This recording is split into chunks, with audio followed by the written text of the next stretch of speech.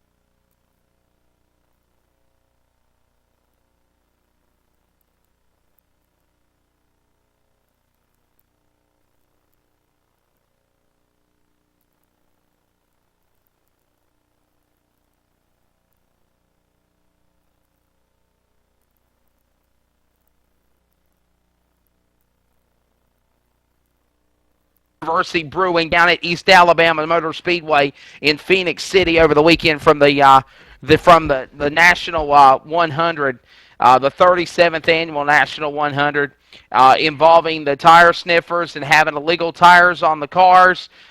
We are going to go straight to the mouth of babes. Mike Marlar, one of the drivers, one of the culprits who was involved in the illegal tires deal.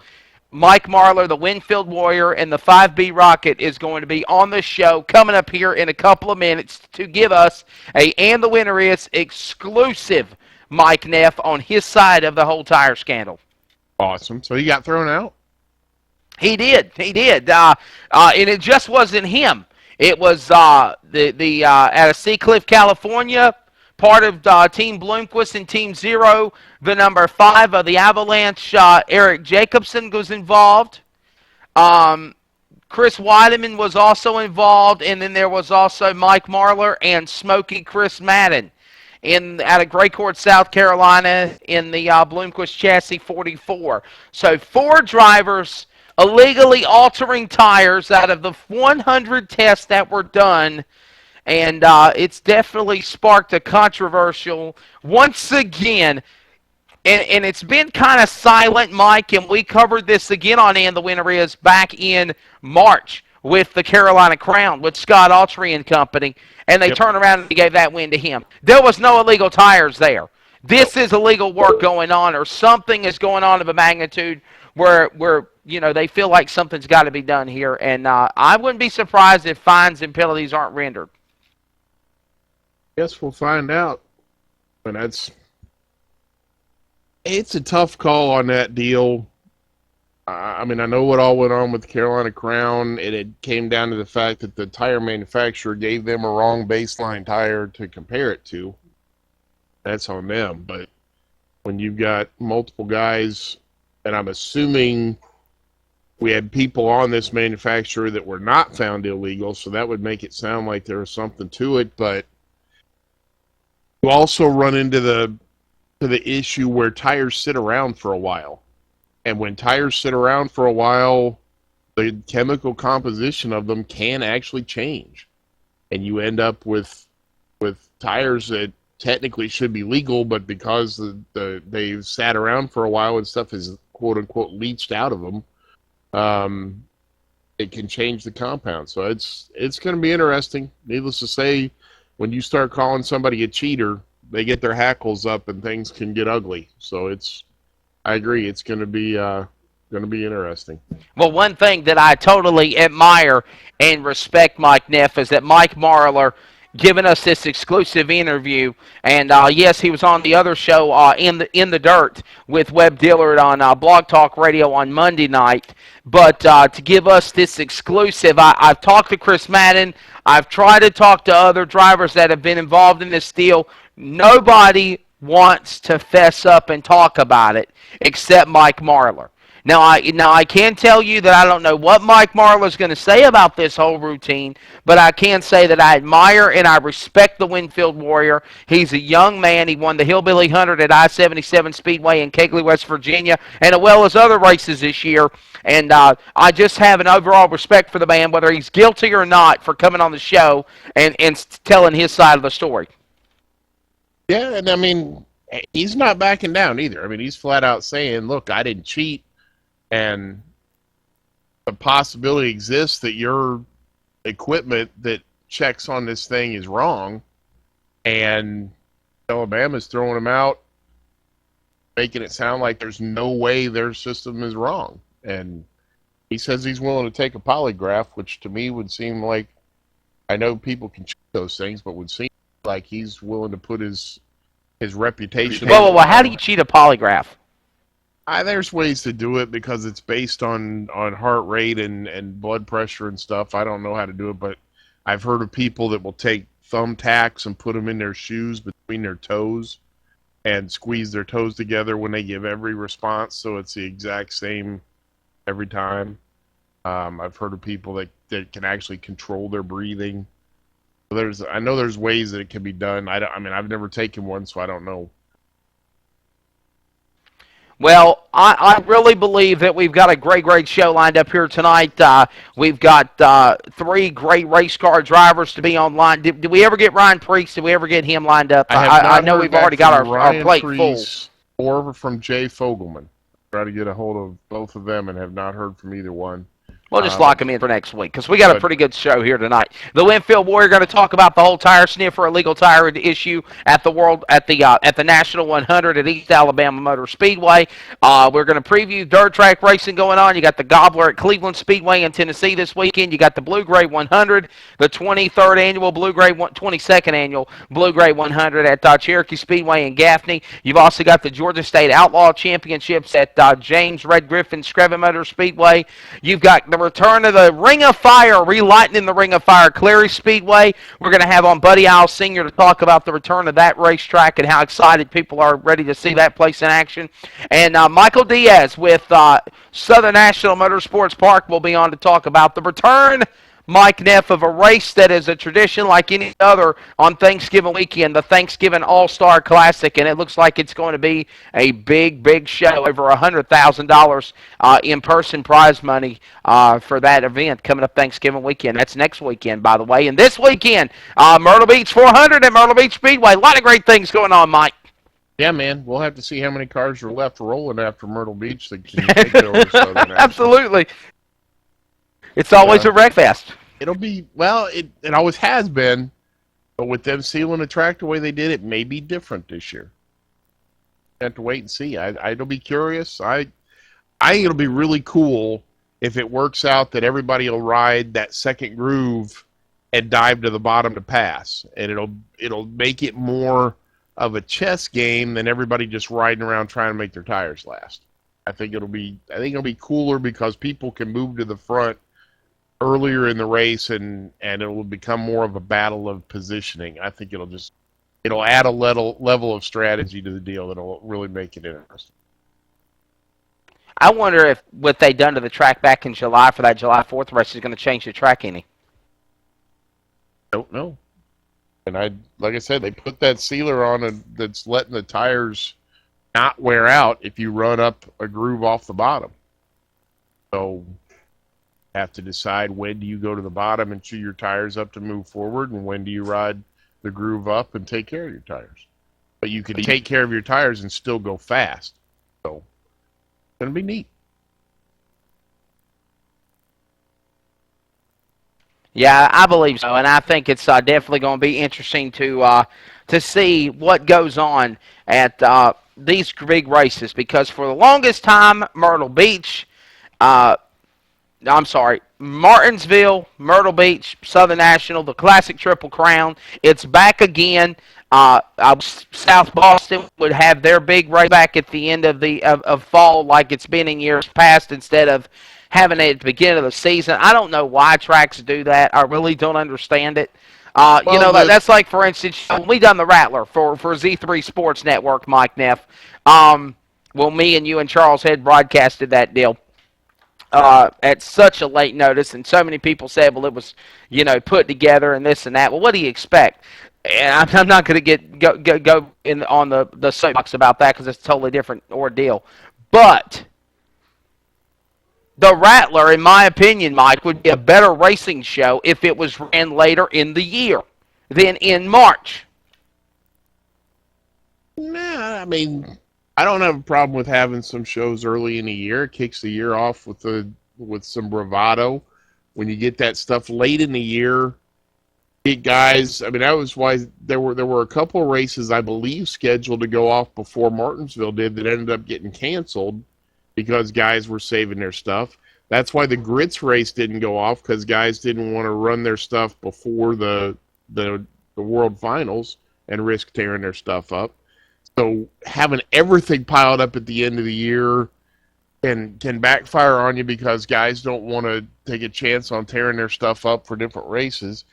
I do know that South Boston initially moved it because of the fact that the Martinsville race got pushed back a week, and that was what messed it up this year. I have not heard officially when the dates are going to fall for next year at Martinsville, but that could potentially make South Boston's race move again. I think they're already committed to 2013, but I don't know for sure.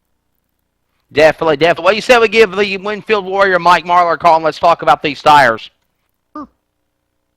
First guest on the program, going to get him lined up right now on the show. Of course, the driver out of Winfield, Tennessee, the Winfield Warrior, Mike Marlar. And I think he's got a lot to say, Mike. I really do. I'm sure he does. I'd have a lot to say if people called me a cheater.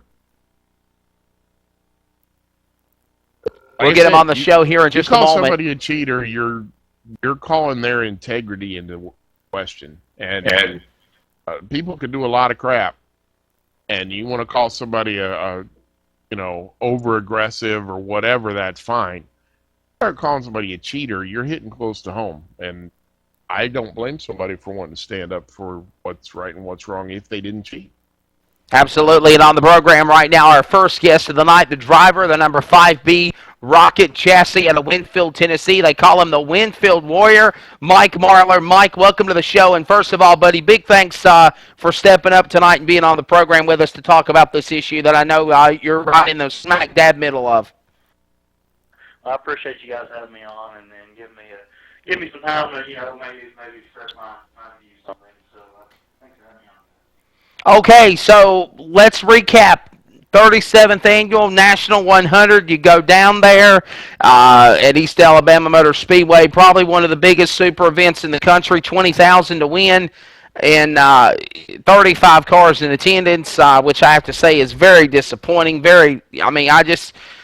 That's one hint I want to get on, Mike, before we talk about the deal with the tires. Why is the car counts dwindling? Why do we see 113 at the World, and of course we used to see 200 plus at the World?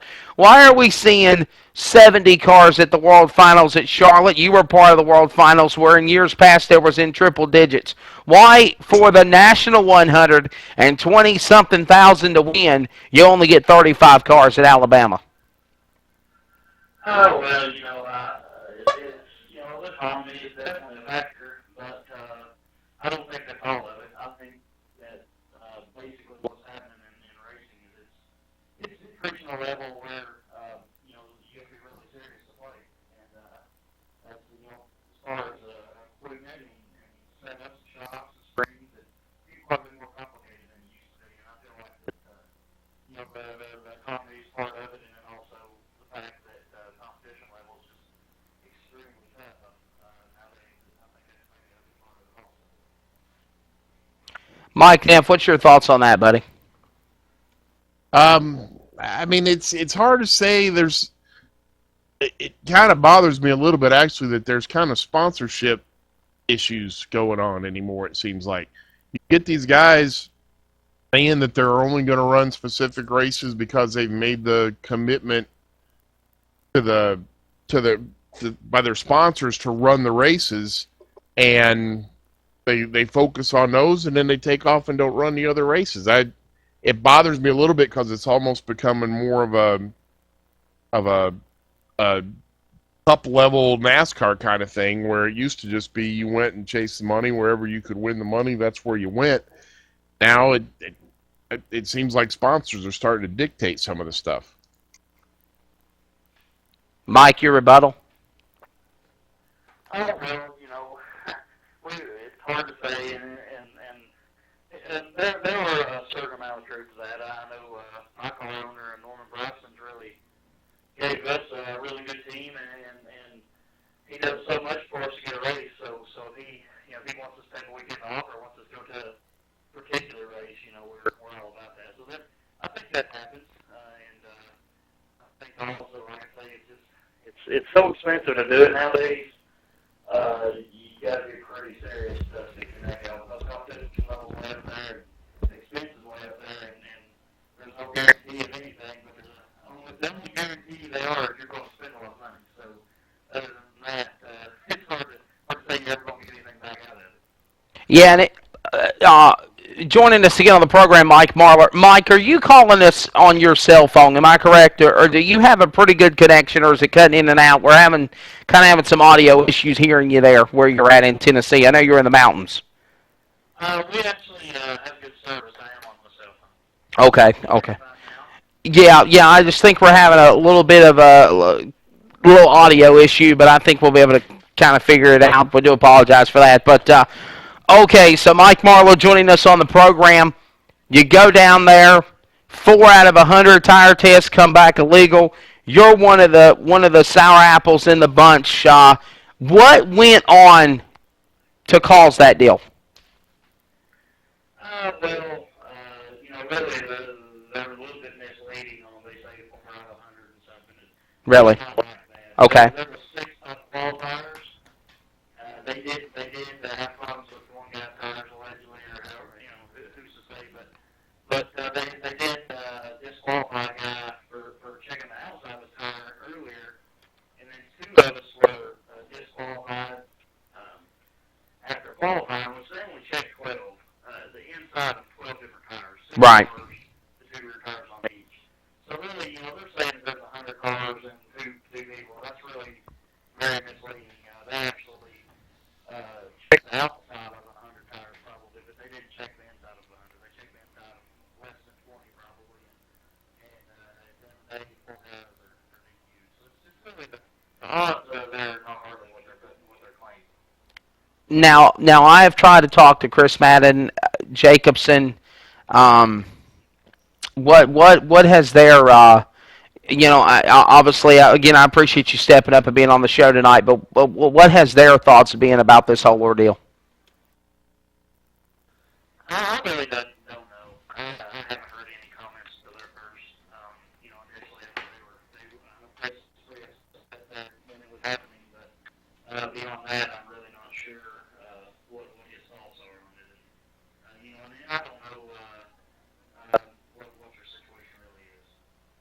Definitely, definitely. Mike?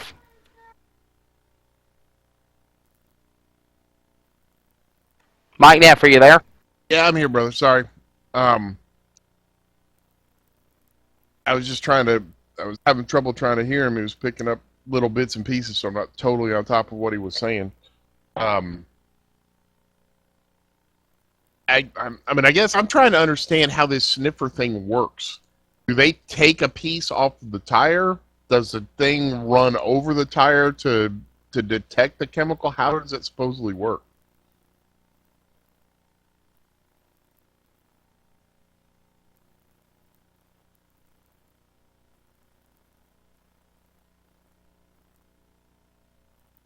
Okay, Mike Marlar. Again, he asked you a question. How does...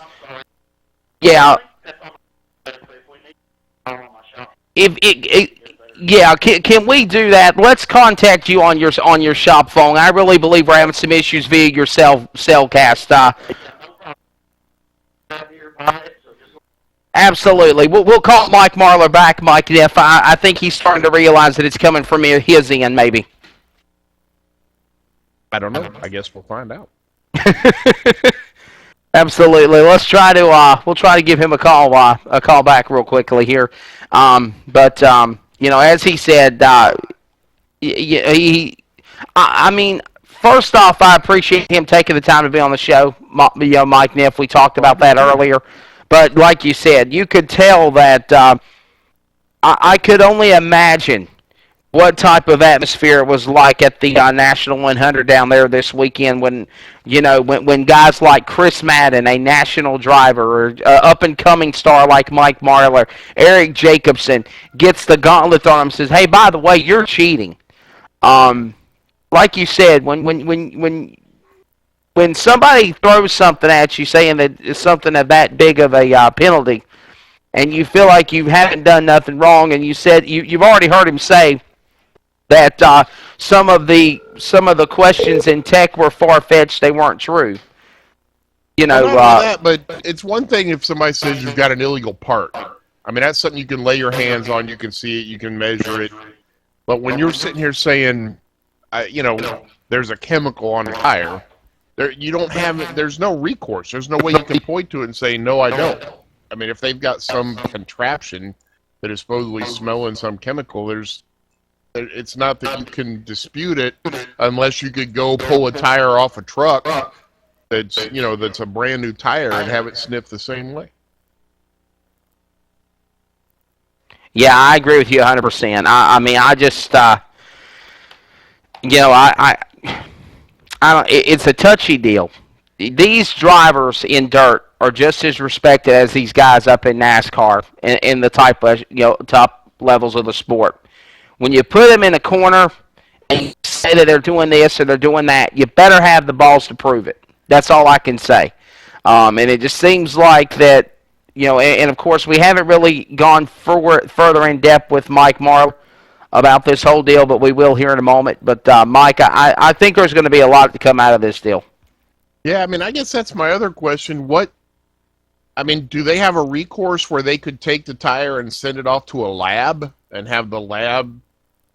I mean, I don't know. Is there some way that they can clear their name? I don't know. That's just an odd situation when it's saying it, and there's got to be some way that you can clear your name. Absolutely, I agree. Mike Marlar, you back with us, buddy? Okay, back on the line with us, ladies and gentlemen, the Winfield Warrior, Mike Marlar in the 5B out of Winfield, Tennessee, and Mike, you asked that question, Mr. Neff. Why don't you ask Marlar that question and see if he can give us a good answer for it? Yeah, Mike, I'm curious. I mean, if this is some contraption that's sitting here smelling the tire, what recourse do you have to be able to say, I didn't do it? Can you send your tires off to a lab and have them chemically tested against a baseline tire from the provider? Can you pull a tire off of, a Hoosier truck or an American Tire truck and have it check and have it be the same thing? I mean, how do you clear your name on this deal? Well, they don't give you an option, and that was what my major problem was. And basically, I asked I asked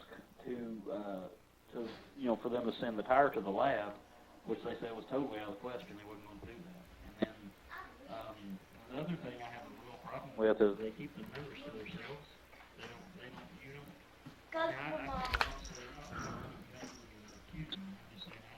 How can you honestly be on? I can't be on the show without saying that this is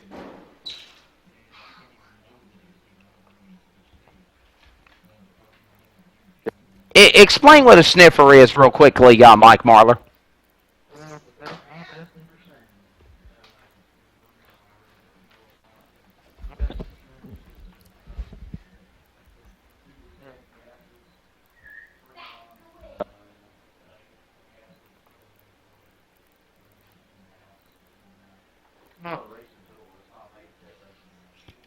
And there's no schooling, no training to even use that. And the guy that put me out, he's based everything on his best. He even quotes that as being his best Equipment. his best interest or his best guidance or basically he just whatever he thinks. Easy way to put it. So whatever he thinks is what it should be. And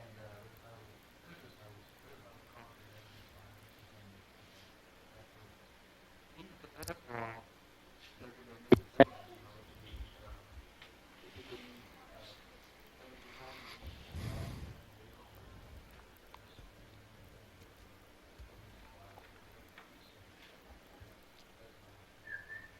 What are they saying is going to be the overall punishment of, if they find you guilty for having these illegal tires? I mean, do you have a trial? Do you have an appeal? Do you have the right to protest this, or are they saying, look, point blank, you're busted. There's no way around it. But all four of you gentlemen. basically they said that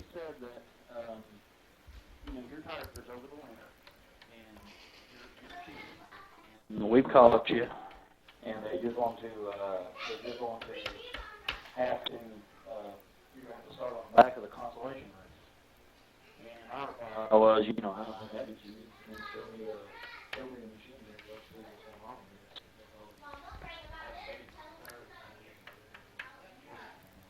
Right. Run off the Hoosier run off actually the Hoosier out of the Hoosier store. And so anyway, their reply to that was, we can't show you the numbers.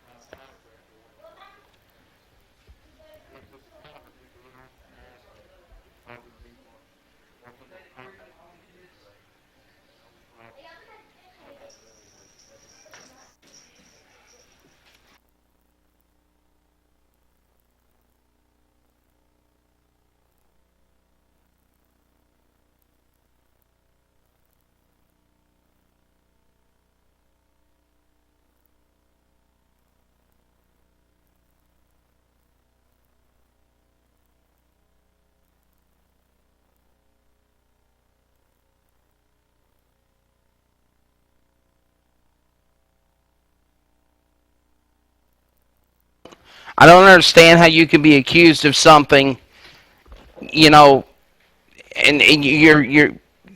I mean, it's just like in real life with as far as if you commit a crime, everybody has the right to a fair trial. I believe everybody has the right to a jury of their peers. You have to prove an unreasonable doubt, and that word is used in the courtroom, in a court system, that this person is guilty of what they've done. I don't understand how people in dirt racing. And, a prime example, Mike Neff, is what happened with the tires at the Carolina Crown with Scott Autry. This man won the biggest race of his racing career. Oh, and by the way, you've got illegal tires to boot, and tried to just totally tarnish that victory away from him. Mike, I just don't see how none of you drivers do not have the right to defend yourself. I just don't get it. In an established, it's not that way through racing. It's just that way with that Neesmith series and that particular race there at East Alabama. It's just that way with those people, and basically somehow they think that that's fair. And any other series, Jimmy Mars got accused by another competitor that he had thought that he had been cheating. And they was able to send his tires to a lab. He won a $30,000 race. They was able to send his tires to a lab, which he passed. Then they give him a lie detector test, also he passed. And basically what I done was when those guys did that, I was kind of defenseless. And then I was invited onto another talk show, and those guys were on there, and then I didn't really want to talk with them, but I listened in on them. And I actually wasn't on there, and then I called in later. But actually what happened was, they got on there and said, we caught this guy cheating, and he's cheating, and that's all they are to it, and we know it, and it's 100%, our sniffer is 100% accurate, and all these things, all these allegations. And so basically what I done was I called in, and I said, if you guys are so confident that you're 100% right and that I'm definitely cheating, then I'm going to propose a challenge to you, and East Alabama Motor Speedway is Tim Sims, the tech director, East Alabama Motor Speedway, and Mike Vaughn, which Tim Sims works for at the Neesmith Late Model Series, or Crate Model Series, actually. Yes, yes. So what I proposed was I said that if I'll take a lie detector test, a polygraph, and if I can't pass that, I will retire from racing. And if you don't pass this, if I do pass this, then you owe me an apology. And that you'll rethink how you do your testing. A public apology. Yeah. A public apology. And so that actually was news at that point, and Dirt on Dirt picked it up, and a couple of Dirt Nation, a couple of other talk show deals, and so then they actually declined the offer to Dirt on Dirt, saying that Tim Sims said he was going to stick by his decision no matter what it was. He wasn't apologizing for anything.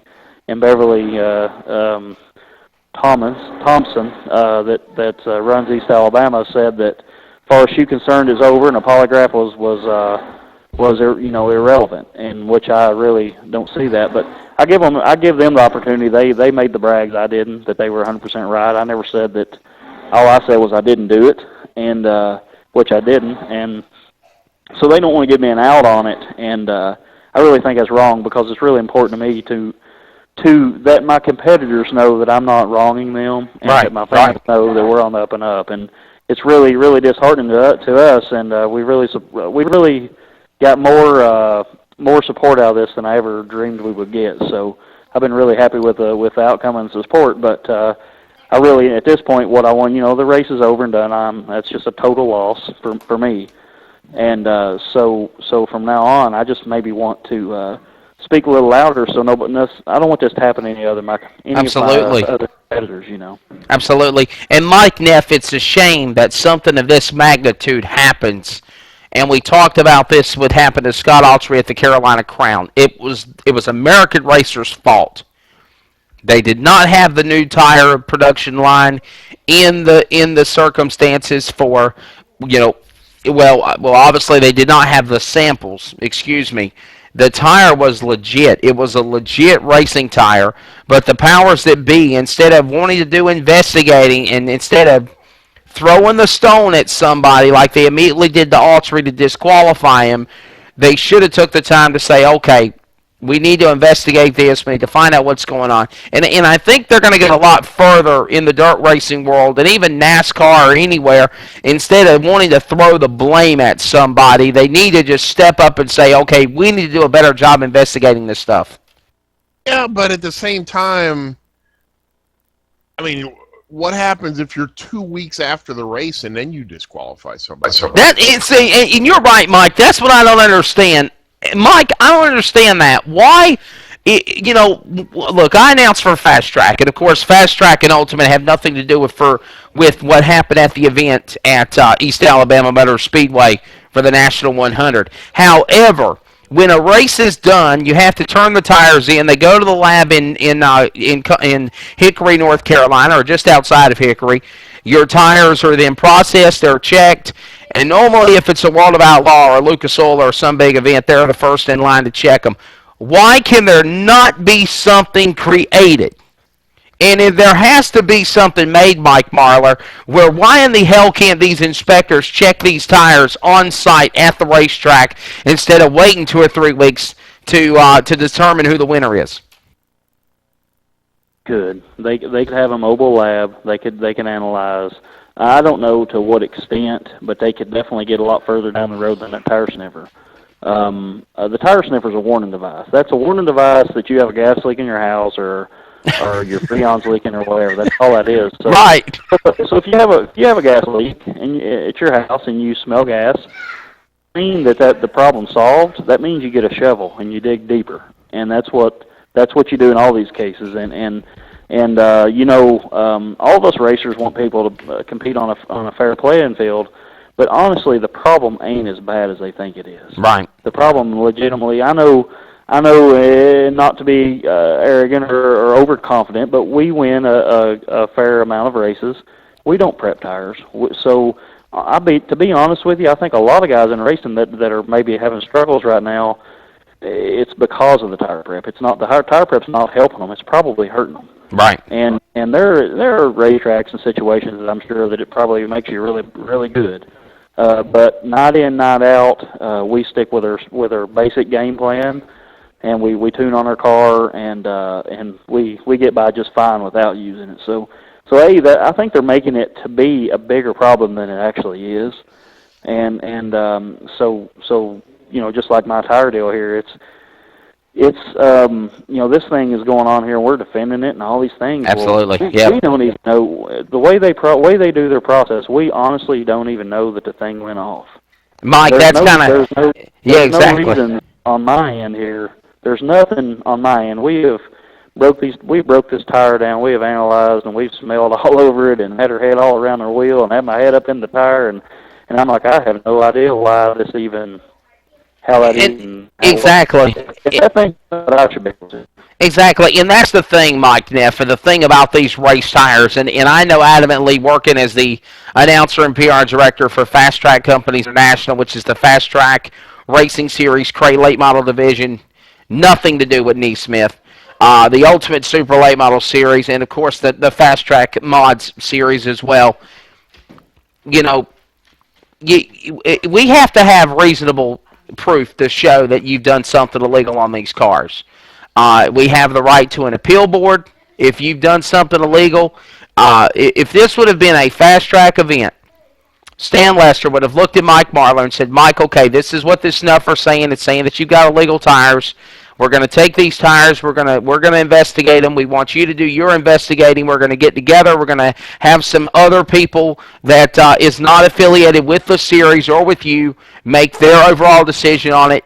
And it's what you call an appeal. You have the right to an appeal. It seems to me like Mike Marlar, you and Eric Jacobson and other drivers, Chris Madden, you guys are guilty. No questions asked. No judge. No jury. Just hang you. And I mean, I'm sorry, but that's the way it seems like they done you over the weekend. Those guys even on this radio show they were on that it was called In the Dirt. Webb Dillard. He's a good buddy of mine. Yeah. Yes, Webb does a really nice job on that, and he's really done a really good job of having an unbiased. Because he's connected to all of us. He films me in an interview, and then he works for those guys doing press stuff, and he walks a really fine line. That seems. You have really to be neutral. Exactly. Yeah. Yes, and so basically they got on there and bragged. We have thrown out 12 guys at one race. We was in Florida a couple years ago and threw 12 guys out in one night. And I'm sitting there thinking that I would be embarrassed to say that, not brag about it. And they're just really, man, they will. I mean, they act like they're living in the 1700s and hanging witches. You know what I mean? those guys are out of control, and I just can't believe that they're able to do that. It blows my mind that us racers will stand by and let somebody like that dictate what we are doing. And another thing too, you was talking about earlier there about about the sponsors and racing being expensive. Yes. My car owner, and I made this statement, and I'll make it again. He probably has spent enough money in the last 2 years on this race team to have 2 lake houses and an airplane. Wow. And he could do.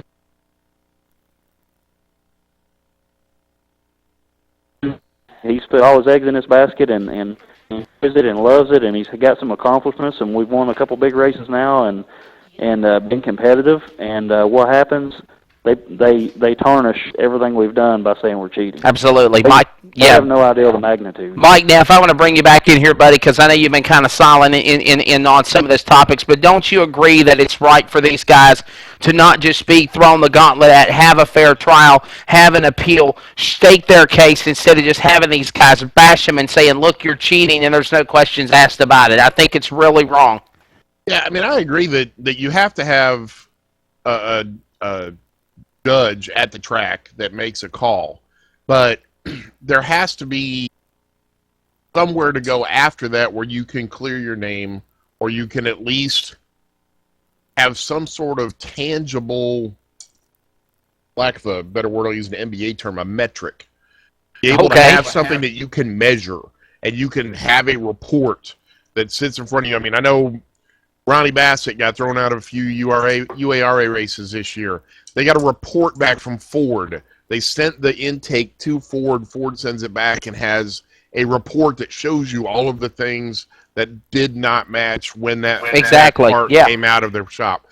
You send the tires off and have them, chemically tested.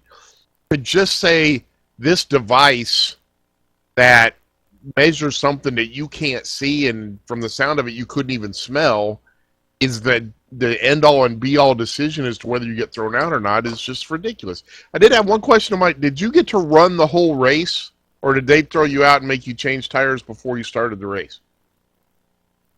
What happened was we had a post-race inspection, and I went through post-race inspection and inspected the very tire that they threw me out on. They already had inspected once.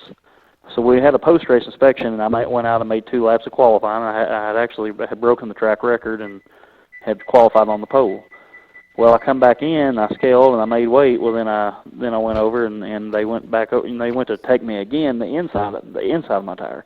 So they pulled the valve stem out, and they let the air out of the tire into a bag, and then they put the sniffer into a bag, and they smell the bag, and then that's where they said I was over, whatever their determined limit is, which is still an unknown to everybody. Wow. And so that's how pretty much it went down. And then they told me I could start the back of a Consi, and at that point I didn't know how I was going to handle it, so I opted out on it. And I said, I qualified on the pole. If I can't start on the pole, I'm not starting anywhere. And so I didn't do it. So I'm not going to be punished for something I didn't do by starting at the tail.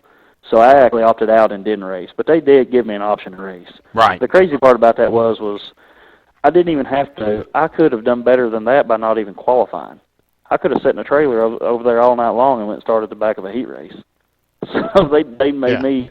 They just put me in a worse spot than even a guy that didn't even qualify. So anyway, with that being said, I just I opted out on it. I wasn't being held guilty for anything. They had already pissed you off enough, right?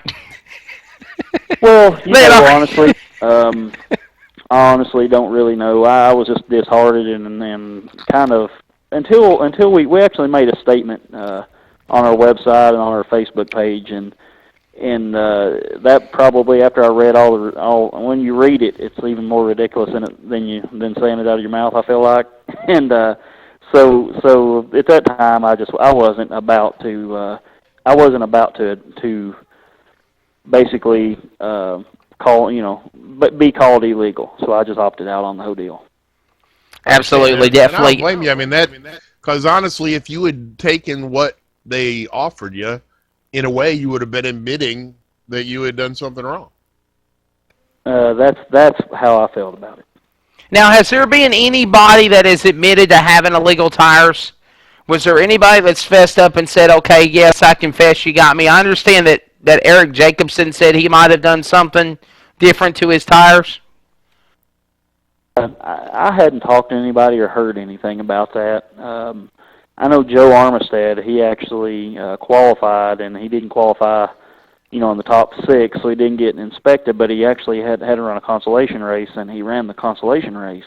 Right. And pulled in, and then they DQ'd him after a consolation race, and man, I guess he really blew up big about it, and actually had the tire got an evidence bag from the police there, and took matters into his own hands that way, and I'm not sure how that deal's come out yet. Absolutely. By the way, before we let Mike Marlar go, this was the statement that was read on, of course, his Facebook at Mike Marlar Racing, as well at MikeMarlar.net, the official website for Mike Marlar.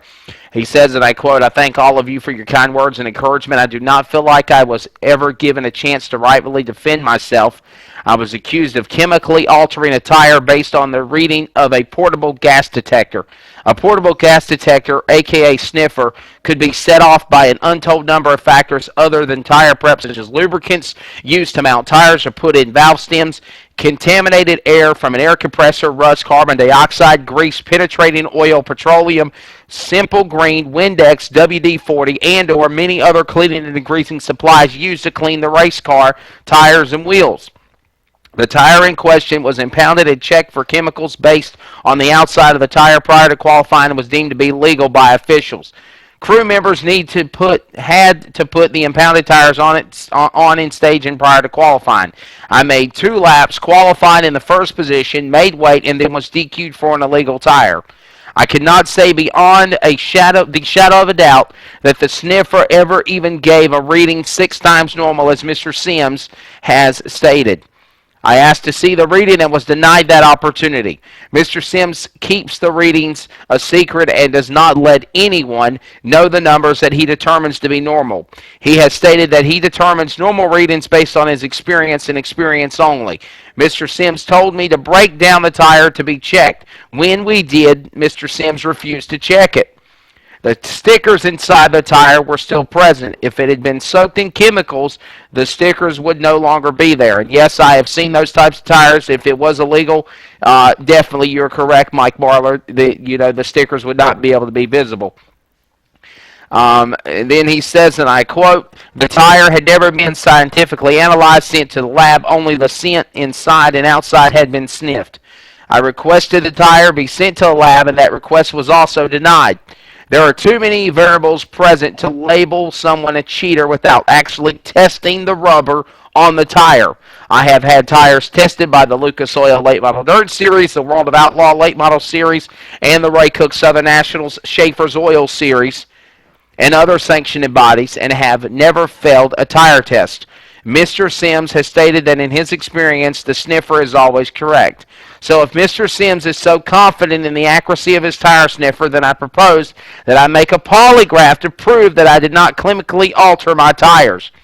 If the result proved that I did not chemically alter my tire, I simply requested an apology for them to the public, looking into changing their tire testing procedures as well. In the event that I did not pass the polygraph, I would retire from dirt track racing, period." Mr. Sims and Beverly Thomas of East Alabama Motor Speedway declined the opportunity to confirm that tire sniffer is always correct. The evidence used to accuse me of chemically altering a tire is based solely on the word of one person who says that the smell of the tire was his normal reading. There is no physical evidence that I can chemically alter the tire. However, concrete evidence could have been provided by sending this tire in question to a lab for further testing. He goes on to say that he appreciates everybody's support. Before I would put a question mark next to anything someone has accomplished in his or her career, I would want to make certain that I could provide facts and specific proof. Mike Neff, that pretty much says it right there. Great statement from Mike Marlar Motorsports. Yeah, I agree. I mean, you laid it all out there that, as we've been saying, there needs to be something tangible that you can point to and say, here's what was wrong. And when the person that's throwing you out has results and refuses to make them public, to ultimately, call into question the integrity of a person and the to really question their entire career, because as soon as you get thrown out, then people are like, well, these other races he won, was he cheating in those? And it puts your whole career in question, and without having any kind of a physical way to prove or disprove, it's not fair. That would like me being a race announcer and being impartial to everybody, and I do that to everyone.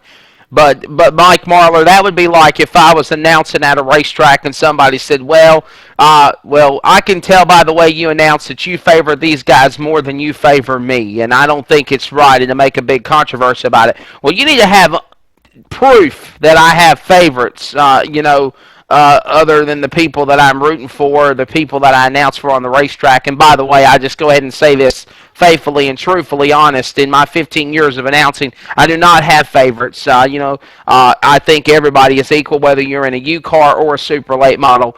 Everybody deserves their fair handshake. Now, there are some people that I think that have snobby attitudes, or they have differences of opinion in the things that I think of things. Yes, but Mike Marlar, that's what makes the world go round, buddy. Oh yes, it is, and we go to these races, and I started in the pretty much the lowest division you can start in, and I worked my way up, and we won't call it the lowest division. We'll call it the most inexpensive division, because sometimes the racing in those divisions, honestly, they make us look bad sometimes, to be honest with you. And we watch some of the street stocks, and we go to races, and some of the guys that we race with there, really top names in dirt late model stuff. We'll sit around there after the races and watch the street stocks and love every minute of it. So all of us guys, we appreciate good racing, and whether it's basketball or whatever, I'm probably unique in that situation, but I really don't have a favorite team. I just want to see a good game. Absolutely, definitely. And so I think that's plausible that somebody can be that way. Well, Mike Marlar, buddy, we have touched on this subject for about 45 minutes to almost an hour. It is something that we could probably talk about for 3 hours if they gave us the rights to do it. I just want to say that I have the utmost respect for you. You have my support. I appreciate you stepping up and having the backbone to be on the program to talk about this deal that you're involved with. And I just hope that everything works out. I just feel like you and the host of other drivers have been shafted in this deal. I really do. Because here's the thing, and I know this for truth, Mike Neff. If you put Kool-Aid on your tires, and people have done it, you put Kool-Aid on your tires, you put Coca-Cola on your tires, you put any type of substance different than what needs to be on those race tread, it will pick it up. And if you've got busted and you've done something illegal, then you just say, you know what, you got me. But Mike Marlar, in closing, you know this to be truth because you travel all over the country. You started dead last at the Hillbilly 100 and won the damn thing back on Labor Day weekend at I-77 Speedway in Kegley, West Virginia. If they would have had any shadow of a doubt that you were cheating, they would have threw you out and inspected those tires right then and there. That's what I do not understand. I do not understand. First off, what I do not understand is why is Neesmith sanctioning this super late model event when they only do crate racing? Now that's one thing that puzzles me. Well, Neesmith actually sanctioned it. They just ran to the aid of the tech man, which is he actually works for them. So they didn't actually. Okay. They didn't actually, put the race on. They honestly believe so strongly in their tech man, which is Tim Sims. Right. He's 100% right every time, according to them. So anyway. And by the way, I'd like to say, Mike. Into the deal, it sounds like. Yeah, I'd like to say to Mike Marlar in closing that I did try to get in contact, and Web Dealer did help me to get in contact with Tim Sims and Vaughn with Neesmith, and none of them would return phone call or email. So only you're the one that stepped up. Those guys, I think that we definitely have to have those guys thinking, and it don't matter how they want to do things. They're definitely going to have to reconsider, because after this deal, I really don't see a lot of guys showing up at a race and being judged by that sniffer. So I appreciate you guys having me on tonight. And, they got your sponsors, buddy. Oh, I'd like to thank Rocket Chassis and Clements Race Engines and GW Performance, some of the main guys that help us, and of course Norman Bryson owns the equipment and gives us really good equipment to race with. So all those in Hoosier Tire and VP Racing Fuels and lots and lots of contingency stuff that help us. So I'd like to thank everybody for helping us race. Now, are you done for the year? Are we going to see you at the Gobbler at Cleveland, Tennessee Saturday night, and of course the Blue Gray 100 at Gaffney this weekend? Or are you finished for the season? We're actually going to race 4 more. We was kind of bummed and thinking about calling it off, but we're not going to let them beat us down. So Absolutely. We're going to go to Scrubbin Motor Speedway Friday, Saturday night. All right, the Ultimate Series. Cool deal, man. Yeah. The Ultimate Series, and then we're going to go over at Gaffney on Sunday, and then also we're going to do a crate race. The Turkey 100 at Swainsboro. Yeah, we actually did that race last year, and we got that race on our schedule again this year. Absolutely, definitely, man. Well, look, rock on, Mike. I appreciate you being on the program. Thank you so much, and the utmost respect for you. And Mike, any final words for Mike Marlar? Appreciate you being here, Mike. Keep your head up, and don't let them keep you down. Make them prove that what they're saying is true, and if not, then don't support them and don't go back. Well, guys, I appreciate that. Thanks for having me on there. Absolutely, definitely. The Winfield Warrior, Mike Marlar, and the Rocket Chassis joining us here tonight to talk about his thoughts on this. And look, in closing on this subject, because we spent almost an hour more than I wanted to on it, Mike, but it's just one of those subjects that really, it gets under people's skin. It really does. You get caught cheating, you're going to have to friggin' prove that I've done something to be called that. That would be like if somebody says, okay, well, Wesley, you're two-timing your wife, and I've got proof to prove that you're doing this. Okay, well, then you better step up to the plate, and you better have something to show my wife, Tabitha, that I've been doing this behind her back, because if not, I'm going to beat your ass. I'm sorry, but that's just the way I am. I mean, it'd be the same way with your relationship. Am I true, Mike? I don't know. Sometimes I think Yvonne would like me to, just I'd leave her alone. You know what? Everything that I just said, you ruined it. I just had to make fun of you. No, man, she would be the same way. But I am going to keep those pictures I have of you secret, just so that I don't get you in trouble with Tabitha. What pictures?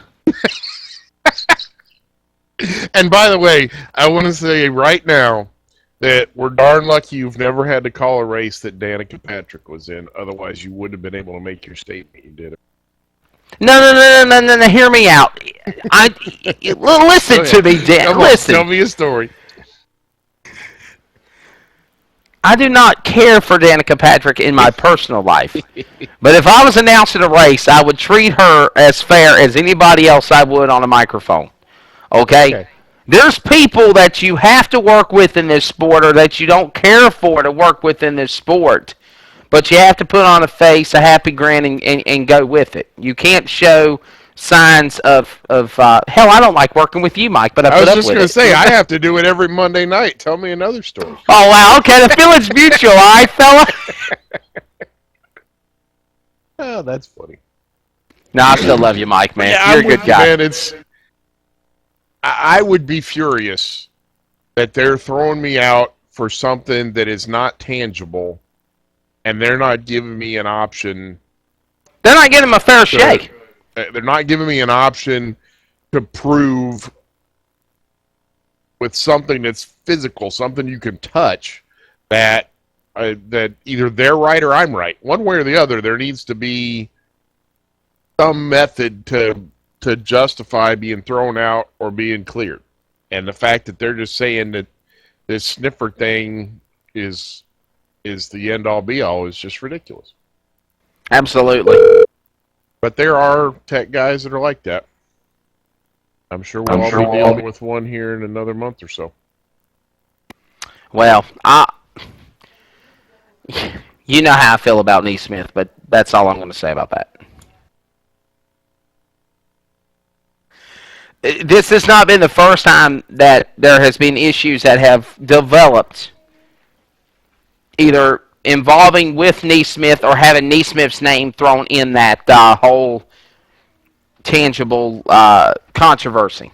So, and it seems to me like, and look, I'm not saying nothing bad about Tim Sams, but get a second opinion. Don't put it on one person to make a decision. And well, because I checked the tire sniffer, and you heard what this man said. This is a tire sniffer. You can't even really call it a tire sniffer. This thing can detect if you've got carbon dioxide in your house. So how is it valuable and an integral part in using Detect tires? I don't get it. Why didn't the tires get sealed up in an evidence bag like Kelly Carlton, Rusty Carlton, Stan Lester do at Fast Track and Ultimate Events, send it to the damn lab, check the results, wait a couple of days, they can put a hurry on it immediately, and they can find something out from the mouth of babes from the tire company. Oh, I agree. But it's... I mean, it's a tool, but the fact that it's a tool shouldn't mean that it's the only tool you use. There needs to be more to it than just using the sniffy. I don't know. It's crazy. I do know that I'm psyched beyond belief, though, because the trucks are running on dirt next year. Where at? Where? Eldora? Yeah. They just so it is official. Hey, here's another story. It's not official yet, but just let me say this: it's gonna happen. How do you know that? I got friends in places that are already working on trucks. Okay, all right. It's gonna now is that going to replace the Wednesday night prelude to the Dream? Because rumor is that the truck race is going to be. It might be. I mean, I suppose that's a possibility. I did not hear when it officially was going to take place. And that very well may be it, because that whole story that they put out on why they were canceling the Prelude to sketchy. Talking about how guys don't have the time to prep cars and they got moving stuff in and out of the infield and whatever. I mean, you're talking about one of the most popular races that takes place all year long at any track. And now you're going to just cancel it because guys that are prepping cars for NASCAR guys don't really have the time to do it. I'm pretty sure all those guys got paid pretty handsomely for providing those cars for the NASCAR. Oh, absolutely, man, absolutely. Was doing it out of the kindness of their heart. So it's iffy. But get me Nick Hoff's number, please. Send it to me via message. We're going to go to a quick break. When we come back, we are going to try to knock out 4 interviews. We've got Nick Hoffman coming up. We've got Walker the Bull Arthur. They were the winners of the modifieds and the ultimate super late model portion of the 4th annual Race for the Kids at County Line Raceway. And then, of course, we've also got Michael Diaz on to talk about Southern National Motorsports Park and the return of the Thanksgiving All-Star Classic, and Buddy Al Sr. to talk about the relighting of the Ring of Fire beginning tomorrow at Clary's Speedway. Commercial break, 4 interviews, we'll knock them out. It's Wesley Outland, the Ringmaster Motorsports, along with Mike Neff, the Racing Devil. And we'll be right back on A and the Winner Is Motorsports Show right after this. And by the way, props to John Wessling, a.k.a. Magic Fingers, working an extra day, overtime on a Thursday. The fever. Intense. NASCAR racing experience. The authentic racing experience. Packages start at just $329. Thrilling. The Rush. The NASCAR racing experience. Call 1-877-RACE-LAP today. ETV Live, always pushing the bar just a little bit further, is proud to introduce ETV Live Radio, supported by the HD Radio Network. ETV Live Radio features classic rock every hour, every day. You can also catch live events such as Race Day broadcast right from the booth, Open Paddock Live at 9:30 p.m. Tuesday nights, The Pit Report on Friday nights at 7 p.m. ETV Live Radio featured in the sports section of iTunes. Get the mobile app from TuneIn.com and look for us on Windows Media Guide. ETV Live Radio on the HD Radio Network.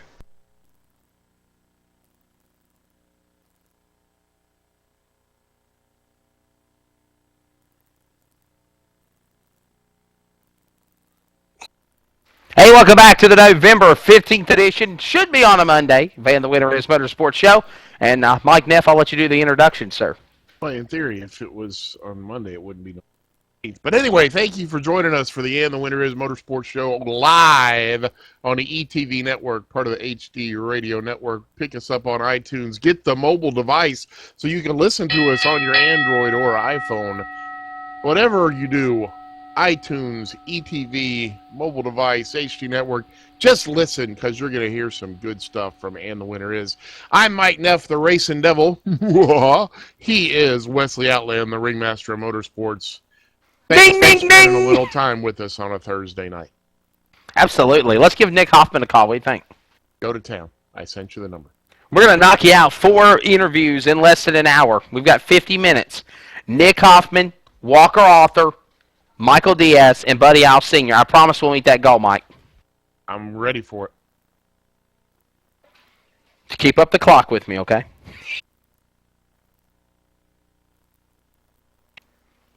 Hey, and we didn't even talk about the whole Phoenix deal between Jeff Gordon and Clint Boyer.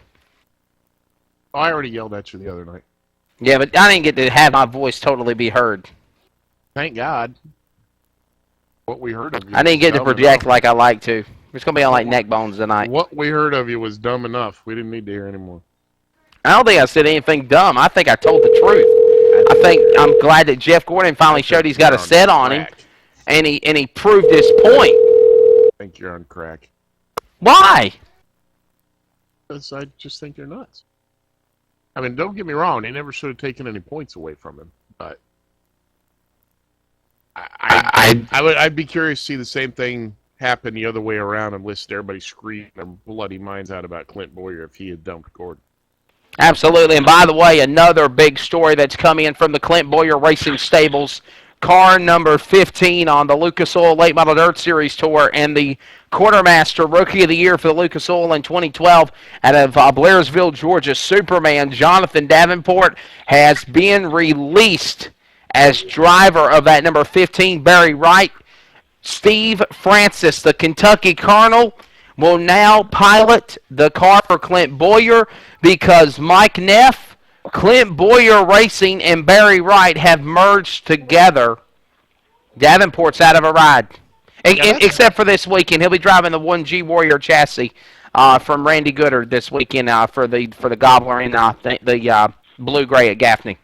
That's kind of weird. I mean, I don't know. I don't know how. I don't know Barry Wright. I don't know how old he is. Look at the pictures Suspenders. It looks like he's, in his early 50s, I would say at the most, if not his late 40s. So I don't know that he's like retiring. I'm sure Boyer's got some money behind it, and he's probably helping things along by supporting them or whatever. But it's just kind of weird, and there must be something on a personality level that has led to this, because I may be wrong. I did not look up the points on the Lucas Oil Series, but whenever I've been at the track this year and Davenport and Landers have both been there, Davenport's outrun him. And so I don't know. We'll talk about that here more. To the lines we go now. Finally got him connected. The driver, the number 2 Elite Chassis. Every time he comes out of the gate with this new car that he created, he wins. Elite Chassis. The what? Undefeated. The undefeated Elite Chassis. Yes, sir. Absolutely. Out of Morrisville, North Carolina, and flagman at Millbridge Speedway, by the way. I'll throw that in there for Ashley and Jeremy Burnett. Give us a little love. I give you a little bit of love. Nick the Thrill Hoffman, how are you, my friend? Dude, what one hell of an awesome show you put on in the modifieds at the race for the kids at County Line last Saturday night, dude. Just what a great, great race. It definitely was. I mean, I felt like it was all going to boil down to that first start there. Parker got the jump on me, and the place is always pretty tough to pass on. I mean, it's a good little racy place. It's just when you get out there with them guys, everybody just kind of seems to hug the bottom, and it's so hard to get around anybody. And he got the initial jump on me, and I kind of decided to save tires a little bit. I kind of showed him my nose on the bottom, probably about lap 5 or 6, and I think I messed up by doing that so early, and he really hugged the bottom from then on, so I had to try something else, and it just worked into our favor. And, of course, there was the mandatory break at halfway on lap number 20. Tyler Skinner, the guy that runs up race control upstairs, he was telling me, he said, damn it, Wesley, I did not want to throw that caution. He said, Parker and Hoffman and everybody was going at it. I just absolutely did not want to throw the yellow, but I had no other choice. You threw it on lap 23, and then it set up for a 17-lap shootout because some of the drivers that made the trip from the modified event had alcohol instead of regular fuel. They needed to refuel their cars for the finish, and I have to say, though, Nick, it was a pretty clean race, man. 24, 25 modifieds on the track, and there was one before 5-car modified pile up at the start, but after that, things kind of settled itself out. And it came down between the X Factor of Chris Parker and, of course, you and the Elite Chassis number 2, and you got it with 2 laps to go. Yeah, I was really surprised. There? We were expecting to run 100 caution laps and just kind of ride around, but it didn't go that way. And actually, the tires ended up being all right for us. Kind of just saved them till about lap 20. I was really happy for the competition caution there, so Dick could look at the right rear and kind of tell me how it looked and stuff. And then he told me at lap 20 there the right rear still looked pretty good. So after that, I just figured I'd burn her up then, and so it all worked out pretty good. Chris ran me really clean. He gave me room when I needed it, and everybody else ran me pretty clean. I was really expecting Irwin to be the one to beat. He was starting right behind me, and I felt like he beat me the whole race, but never really got to us. So all in all, it was a pretty good race between me and Chris, and we've had some problems, in the past. We wrecked each other a little bit, but this weekend it's pretty good. So, Mike Neff, you got the thrill. We kind of wrecked each other a little bit. I like that one. So I love it. You're 2 for 2 on the Elite Chassis. However you got them. Bottom line is you were the first one to the checkered flag and you won. How's your chassis business going? Have you had a couple people decide to buy them? Well, I say something? I know at the Grid Show you had a lot of people at your vendor exhibit. Yeah, we sold 2 of them at the trade show. We gave one of them away, of course, at the Grid Show. That one is headed to New York. Working on building that one. I got one going to Illinois to my buddy Mike McKinney. I got another one going to Illinois to Ray Bollinger. He's a pretty well-known modified driver up there. I got about 8 total sold so far, so we got a kicker. I think we got 3 going to Illinois, and then we got 1 going to New York, 1 going to Ohio, 2 going to West Virginia, and 1 possibly to Kentucky. So we're kind of got a full range there. So it'll be pretty good. I think this year really take off, and if we can keep winning races, that's what sells cars. No doubt about that. Now, is the old man going to be selling a lot of engines to go in these Elite chassis, or is he being a little more particular than you are about selling chassis? He'll probably sell, a few, but,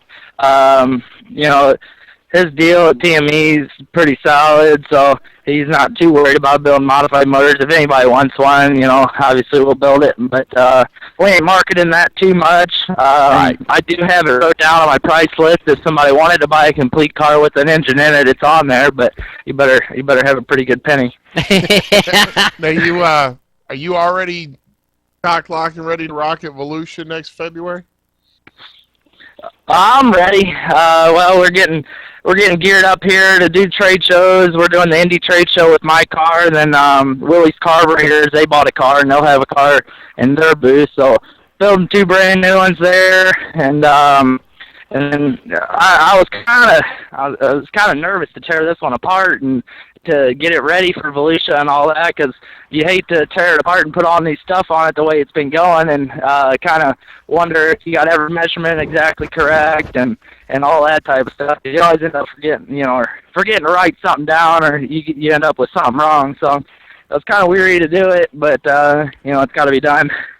Well, Nick, buddy, I would love to spend a whole bunch more time with you, man, but we've actually got a time limit on all of these phone calls, at least 10 minutes tops, because of Well, we really well real quickly. You run dirt, and I'm going to talk to Walker Arthur about this deal as well. You were with me at County Line for the race for the kids, but I know there was a buzz throughout the pit area from 800 miles away from Alabama of what was going on with the tires at the National 100. What is your thoughts of them just throwing these guys out or penalizing them and not giving them any chance to stake their case or even have these tires checked by the labs?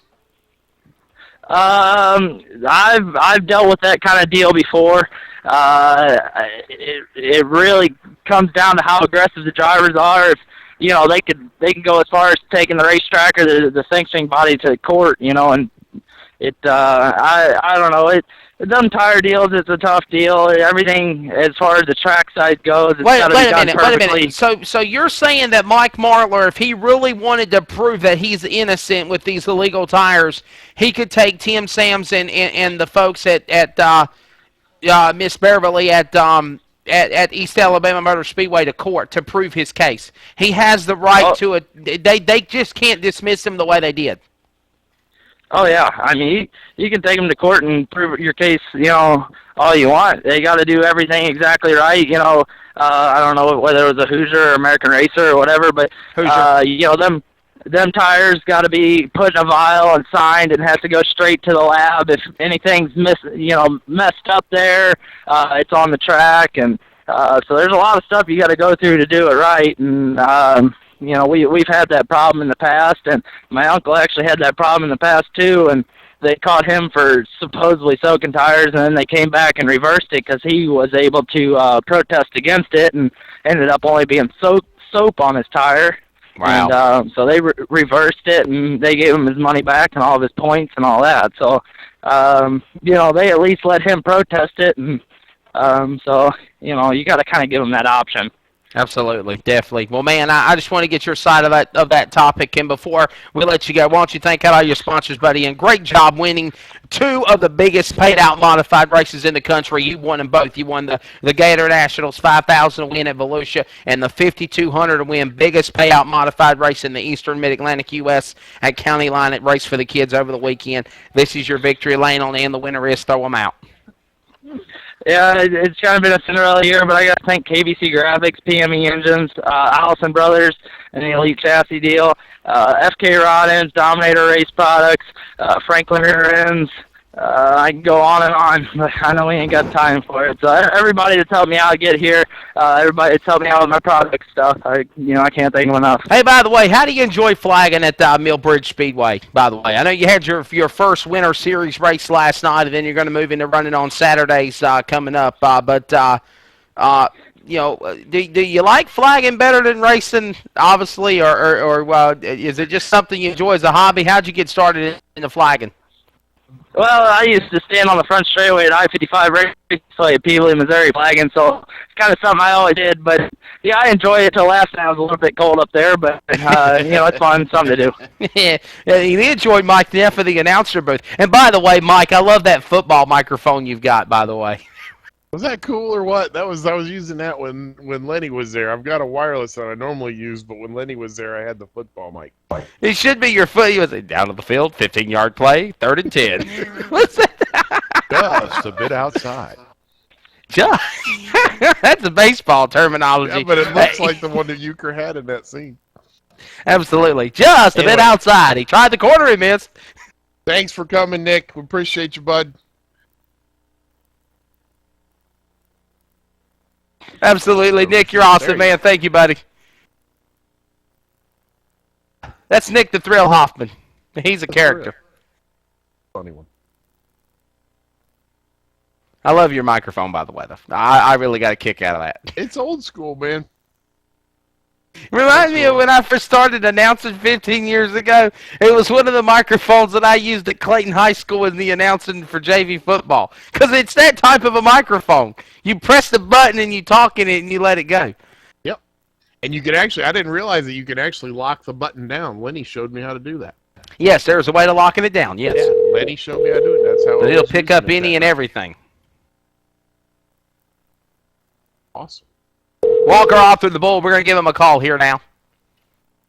Giving him a call. Calling to Walter. Walter Walker.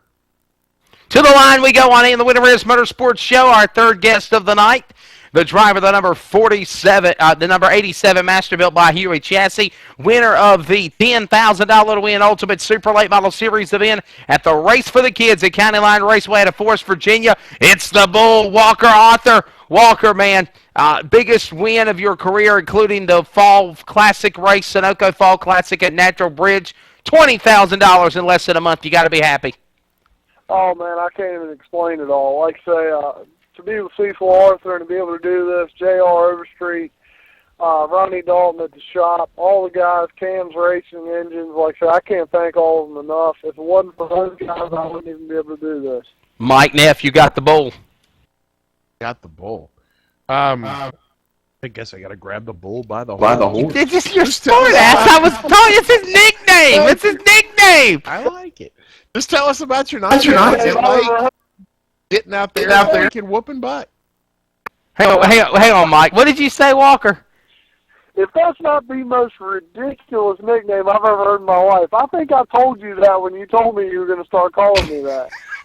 Yes, I gave him that nickname. I am the. You know what? You know you're really somebody as an announcer when you start giving drivers nicknames and they stick. And I gave having a stick is what matters because good from now on. Do what, Walker? We're going to need for them to be good from now on. Absolutely. Okay, Mike, go ahead. Now, what was you saying, smart Alec, Mike Neff? I said just tell us about the night. You went out there and kicked butt. He kicked butt the entire weekend. Yeah, like I say, when we rolled out on the track, I didn't have any idea that was going to go the way it did. We set quick time, set a new track record. No. You shattered the track record, Walker. Come on now. But the car wasn't as good as it should have been. We should have brought it on down. I feel like there's 310 still out there. I feel like if a Chris Madden or any Luke Offers or Jeff Smith, any of those guys go out there with a little more grip, and like I said, even myself, if we go back out there, I feel like there's 3/10 left out there easy.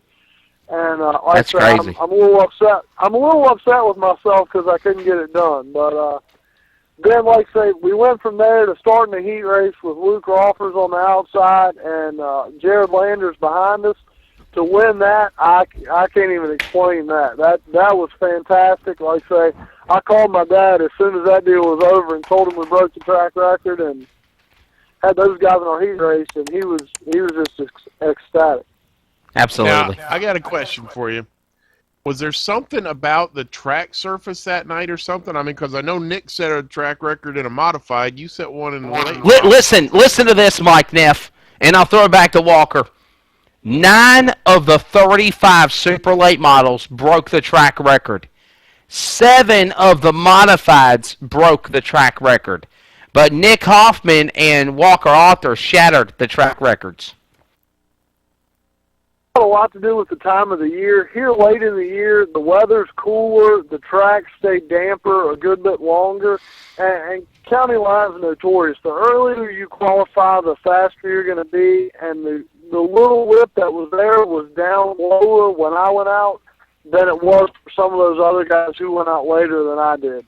And like I say, it just had a little bit of grip for that right rear tire to get on, and we just happened to be one of the first cars to go out there and put it up around the top side of the racetrack, and fortunately got it done. Plus, when another good friend of yours, the Rocket Man out of Waynesboro, Virginia, Greg Robertson blew his motor in qualifying, that kind of changed the entire complexion of qualifying. I really believe that if he would have not have blew the power plant during the qualifying session in the middle of it and halting things and having to redo the track over, drivers would have been really trying to get close to your record. You were 3/10 off you were 3/10 faster than everyone else. Mike, I think we're going to have to train West of what's going on. We're going to have to get his focus a little closer to the racetrack. But he didn't blow the motor. He just popped the oil filter off again. Oh, really? Okay.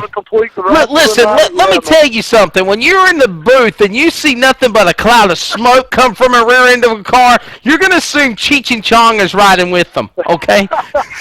We got to get you out there back in the pits to talk to these drivers again so you can figure out what's going on. No, I like being in the booth. I like in the car, and he wouldn't know what was going on. You can kiss my He ass, likes Mike. being up there. He likes being up there where it's warm. He doesn't have to come out there and deal with all the drama that's going on down there in the pits. Come on now, though, but Walker, you know I've paid my dues, though, man. I've earned it. Yes, sir.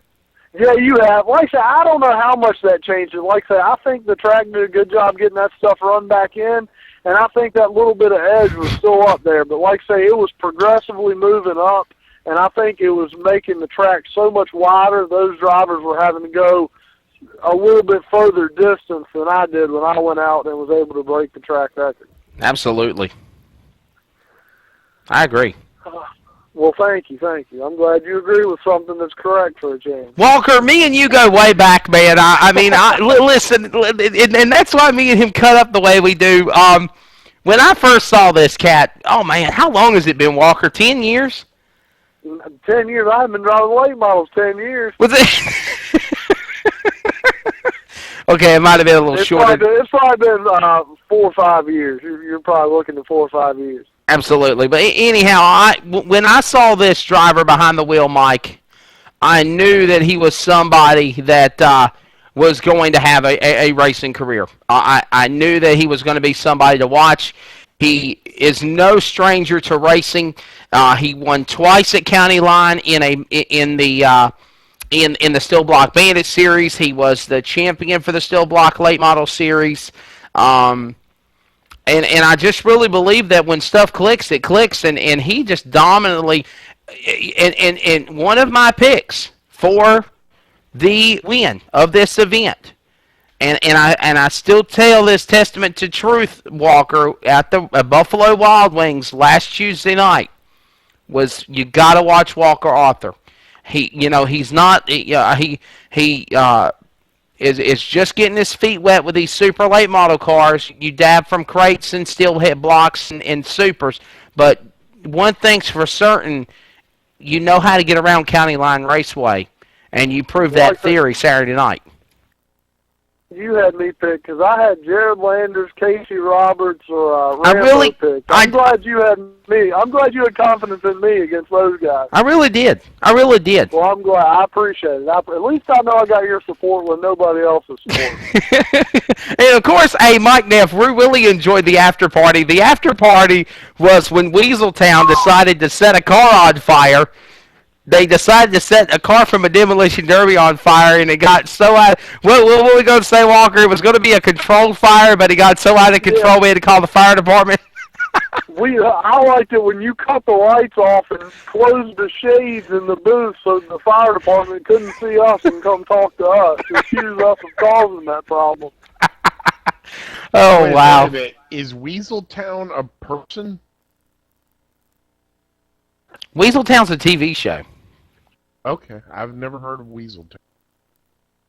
Yeah, that was pretty good. For me. Setting stuff on fire?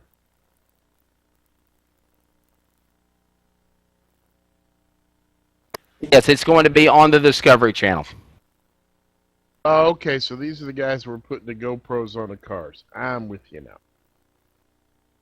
Is County Line like a home place for you, Walker? Because, I mean, you just had so much success there. No, sir. Like that was when we started running the steel blocks down there. That was just a track configuration that was conducive to me. Like say, kind of bend it sideways, get up on the hill. And, He was and we were able to wildly do really well. Sir? No, go ahead. I'm sorry. Go ahead. Wesley's playing with That his was toys just again. conducive to my driving style. And like I say, we always did really well there. So, like I say, I was just happy to be able to go down there with the super late and compete as well as we did. Absolutely, no doubt about it. Well, here in just a couple of moments, we are going to queue up some of the race highlights of the event. As a matter of fact, we got it right now. The Bull Walker Arthur winning in that County Line Raceway. Here is Tommy Tedder and yours truly for the race. Some of the highlights, compliments of Michael Rigsby and the folks from Dirt on Dirt, as well as I want to remind you about the Carolina Auto Racing Show, the second annual Cars Show. Fast Track Series Director Kelly Carlton will be at the seminar doing the 10 traits you need, successful tracks and series, and we'll have him on again as well later on in the year. But again, it's going to be at the Hickory Metro Convention Center, January 4th and 5th Here's Michael Rigsby from Dirt on Dirt to tell you all about it, and then we'll conclude things with the bull, Walker Arthur, winner of the 10,000 to win County Line Race for the Kids. Successful last year, is back again in 2013. We have more racers around the Charlotte area than anywhere in the country. The Carolina Auto Racing Show, a trade show for racers by racers, returns in Hickory, North Carolina, January 4th and 5th. 20 seminars, including a promoters roundtable with Humpy Wheeler. As over 230 booths are registered and back, with dozens more joining every day. Register early and get qualified for a chance at a free cruise and be in the center of the racing world January 4th and 5th for the Carolina Auto Racing Show in Hickory. Arthur on the inside, Rambo on the outside. Green flag, we're racing for the kids right now. Arthur out front, all three, Rambo side by side. Landers right there in the 4th spot. Rambo powers by all three on the outside as they roll through 3 and 4 back to the flag stand. All three with your lead. Excuse me, Arthur with your lead. Meanwhile, Autry's got Rambo. We got a caution on the racetrack. Big trouble. Oh, they've stacked him up. Jeff Sniff's involved. Sinell's caught up in it. Casey Barrow and a host of others down at the bottom. Big trouble on lap 1, Tommy. Race rolling. Green flag back out as Arthur gives it gas. Look at Autry carries the left left down to turn 1.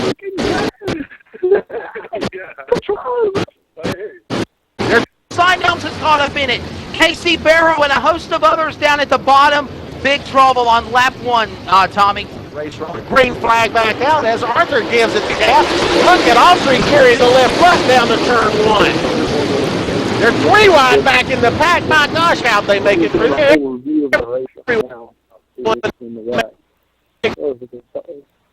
Well, unfortunately, we're having buffering issues and it won't finish, but nonetheless, green flag fell. Open book, shut case, Mike Neff. He never looked back and went on to win the 4th annual race for the kids, to be the 4th winner in 4 years. Nice. It's cool when they mix it up. We don't have the same guy dominating all the time. Now, did you run a super late all year, Walker?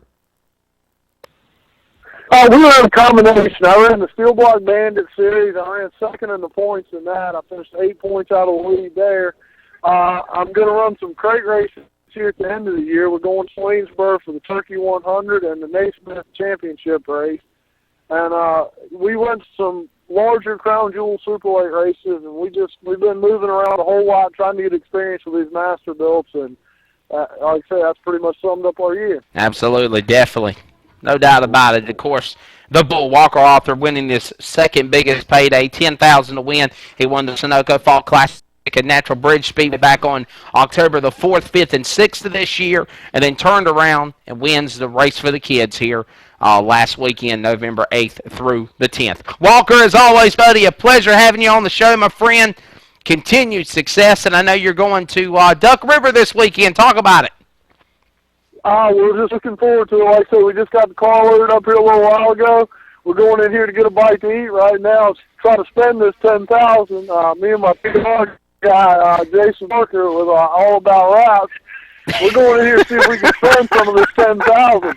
If you'll ever get them to mail that check, Wesley, I'll have something to spend. Right now, we're working with credit. We need to get that 10 in here. You got to get that check in there, man. So many free meals off that trophy, brother. Yeah, I know. I keep flashing it, but they're getting to seeing it now. They want some money now. Absolutely. Hell, only so much credit will give you so far. I understand from Stan Lester the check's in the mail. Excellent, man. I'm glad to hear that. Definitely. I was concerned about that tire sample. I was getting nervous. Oh wow! Hey, you just read my. You know what, my Walker? I've always said this. Me and you've got ESP, damn it, because I was I was going to talk to you about the tires next. What is your thoughts about that whole tire scandal at the National 100 that they select are going through? You probably won't like my opinion. I think Mike Muller is completely correct. I cannot even fathom why they wouldn't take samples of his tires and send them to a lab to have them checked. I think that would just be reassurance or that much better test than a test in the field. I agree with him 100%. I think they should have taken samples and sent them to a lab and had them tested, and that I just feel like that is much more accurate than a sample in the field. Do you think they have something to hide, Walker? I don't know Mike personally. I know him from seeing him at the racetrack, and we talk all the time. I don't think Mike would have done it. I really just can't imagine him doing that in his racing. Like I say, he's such a professional racer, such a nice guy. I just don't see him doing that. Absolutely. Definitely. Well, Walker, buddy. I hate to see him going through this. Like I say, I hate to see him even having to deal with this. And like I say, I hope I don't. And I think he's handling it in a great way. Like I say, I just wish they would have taken samples at the racetrack so he could prove what he's saying. Absolutely. And I talked about this earlier, talking with Mike Neff. Too many Mikes on the show tonight. We got another Michael coming up right next after the break, so it'll be Mike, and another Mike. But Mike Neff, my show host, I believe everybody has a right to a hearing, to an appeal, and it just seems like that they just completely shut them off. I can't believe they handled it the way they did. What did you say, Walker? You were cutting up, buddy. You're exactly right. I just can't believe they handled it the way they did and did not give him any chance to prove himself as far as lab tests or anything of that nature. Definitely. Wow. Mike Neff, final closing thoughts on that deal? It's just, we beat it to death. I just want to congratulate Walker on a great win this weekend. Appreciate having him on the show. We got to kind of roll on here because we got 2 more interviews that Wesley promises we're going to get in. We're going to get him in. So, congratulations, buddy. We appreciate having you on. Go out and win another race so you can come back. Oh, absolutely. Thank you. Walker's had a lot of media attention this week, haven't you, Bull? Yes, sir. It's mainly been from you. Well, I appreciate that, my friend. Hey, I know good talent when I see it, and I think you're a jewel in dirt racing. I really do. I'm telling you, I'm just glad you feel that way. I'm not just saying to kiss your ass. I think you've really got a great career ahead of you. Walker I'm the Bull get Arthur. That check in the mail. Absolutely. Hey, I'm going to get that check in the mail, Wesley. I appreciate that. Hey, I want a bonus, okay? All the PR. Yes, I'll see what I can do. What's the going rate for these things this week? Do what now? What's the going rate for that this week? We'll have to talk off mic. Oh, come on now. Well, Walker, take care, my friend.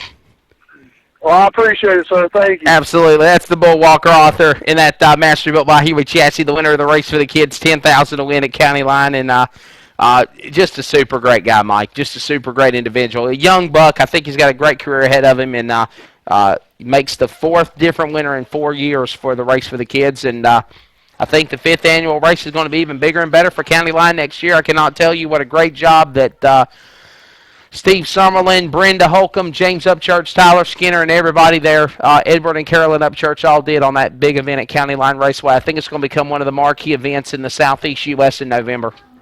That's cool. I always like when you have big events that are helping out a charity as well. It makes them doubly fun.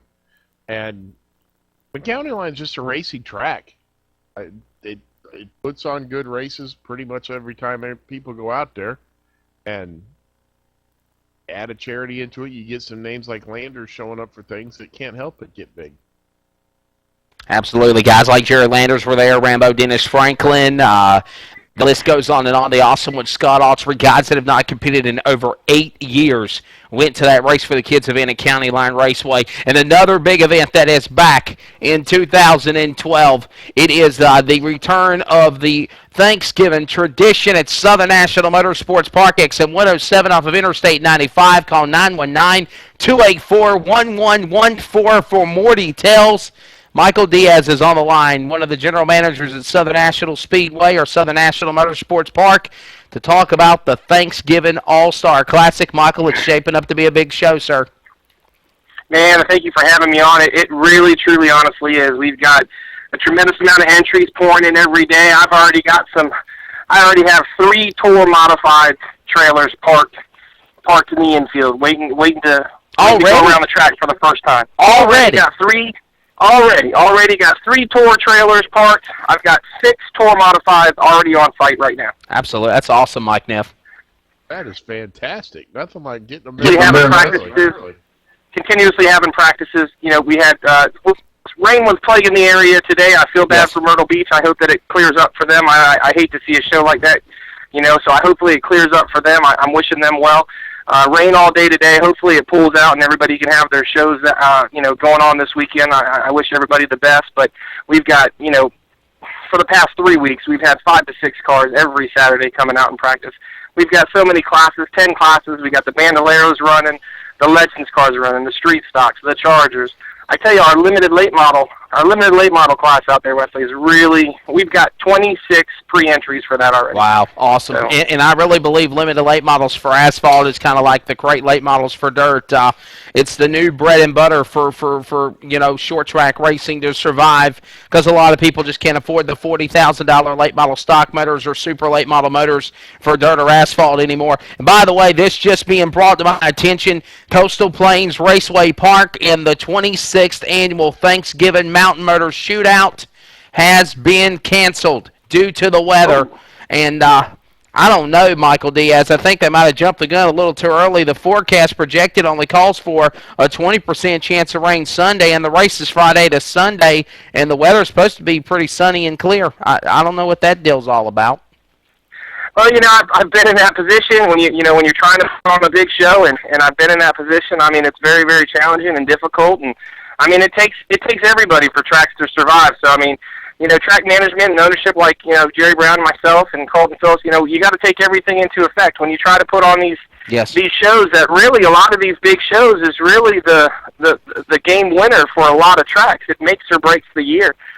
You know, because, you know, we were plagued this year. It seemed like our super late models were always plagued with some rainouts, but we were plagued with probably 4 to 5 cancellations. So I really feel their pain. I apologize for that. You know, I hope that the weather clears up for all the other tracks. I know, you know, Clary's is opening back up down there near us. I'll be there this weekend. So I'd like to see that. You know, I'd like to see a great show come on for them. Any short track. I'm actually headed down from the Northern Virginia area where I live Saturday, and I'll actually be out there at Clary's to support them, and I'll be down at the track all week getting ready. We got so much stuff. So many cars are going to be coming there. I mean, Mike Bushy, the head tech, and Lewis in the office have just been fielding phone calls, you know, for Motor Mile. I've got 3 cars hauling down from New York. I've got one from Ontario, Canada, who's called, several coming up from Florida. I'm really hoping that, you know, a lot of the supers that are taking place, you know, that are racing at the Mason-Dixon Meltdown there, that past series race, are going to pack their stuff up early, you know, pack their stuff up after that race and just, you know, 2 hours down the road, and they have a chance to come out and win, you know, another couple $1,000. Absolutely, and I'll tell you another. The purse for that race is. It's another great opportunity, Michael Diaz, to shake your car down to prepare for the granddaddy of the most prestigious event in short track racing, the Snowball Derby in Pensacola, Florida, the week after the Thanksgiving event. Yeah, I mean, that's just following that next week. So again, that's just another opportunity for them to come out and just really, you know, come out there and shake that car down, just like you were saying. I tell you, there's so many different classes. I don't know what's going to be my favorite of the Thanksgiving Classic this year. You know, the Friday night show, we've got the minis coming out there. You know, Mini Mod Ham Bingham's coming out there Friday night for kind of like the headliner, and I really just hope that that's a fantastic show, just especially in honor of Mr. Leggett. Yes. You know, out there for that show. And then, you know, we've got the Legends, the Bandoleros, you know, the Chargers. I mean, who knows? I mean, my Charger class towards the end of the year, you know, the beginning of the year, that Charger class was struggling. I think our first show we had 4, maybe 5. I mean, we're ending the season with 12, 13. So many guys are really just, you know, putting their paychecks into cars to come out and support the track, and I'm very appreciative of everybody who does it. I know I've got a guy out there. You know, we used to have all those stands around the track, and some things with the county prevented us to have those things, but there's a guy out there who's cutting up those stands, and he says all that scrap metal money that he's getting, he's putting together a Charger to come out and run with us for the Classic. So that's just really cool, you know? Absolutely. Mike Neff? Just please tell me you're not doing a skid plate race. No. They sound like a great idea. I've seen, I think, 6 of them this year now, and I haven't seen one of them that was worth a crap yet. So thank you for not doing one of those. No, not putting that on. I tell you, for next year, though, I'm working the schedule right now. I can announce right now that on our schedule next year We've got two Southern Modified Tour races coming. March 23rd is the first one, and then September 21st is the second one. I've already signed those sanctioning agreements with NASCAR, so that'll be really good. That's the NASCAR Willand Southern Modified Tour on the schedule. Yes, sir. Yep, and then I'm in conversations with the UARA, and I'm in conversations with a couple of other different sanctioning bodies to bring some of their races. You know, Pro Cup has Jack McNally has contacted me about 2 dates. It's not 100% finalized, but I think we're almost there for 2 dates with him. So I hope that series really picks up for him. Can I say something on that part, Michael Sure. Diaz? You've got to give Jack McNally credit because I done a race up there at Myrtle Beach with them, and they had 9 cars, and they're involved in a series now that they got a sponsor now with Rev Oil, and it's a series that used to have its heyday when it was the Hooters Pro Cup, and then so many changes were made, and then when the Brooks family got out of the Pro Cup deal, things really changed. But Jack is trying to really keep that series alive. And there's not a lot of support there with the cars and stuff. I know you done a race where you had maybe 12 cars show up. I know Myrtle Beach only had 11 show up earlier in July of this year. It reminds me a lot of Randy Claypool with his cars, trying to keep something going that is so closely diminishing away. You got to admire his spirit.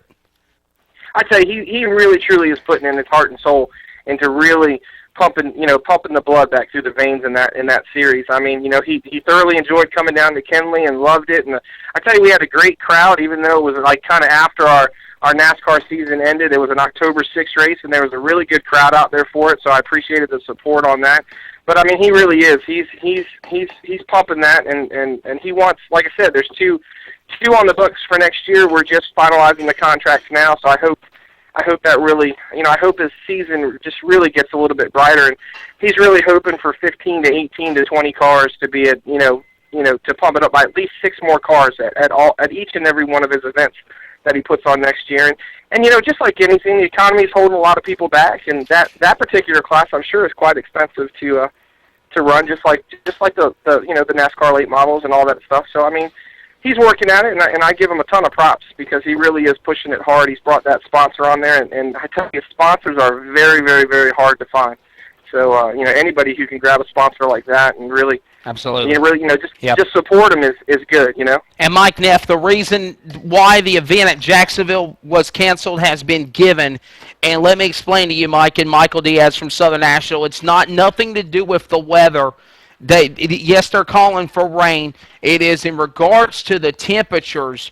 These drivers this weekend, of course, you've got your regular IHRA bracket program, but you've also got the Extreme Outlaw Pro Mod cars. These are the cars that can go 1/8 of a mile at almost 200 miles an hour in 3 seconds. These drivers have to have certain type of temperatures to allow these cars to run these tires on the track, and they have come to the agreement that the temperatures are not warm enough. They need to be 60 degrees or more to be able to have these drivers get down the track safely, and for that reason, that's the reason why they have decided to cancel this event. So it's all about safety, and I got to give them credit for that. Oh yeah, absolutely.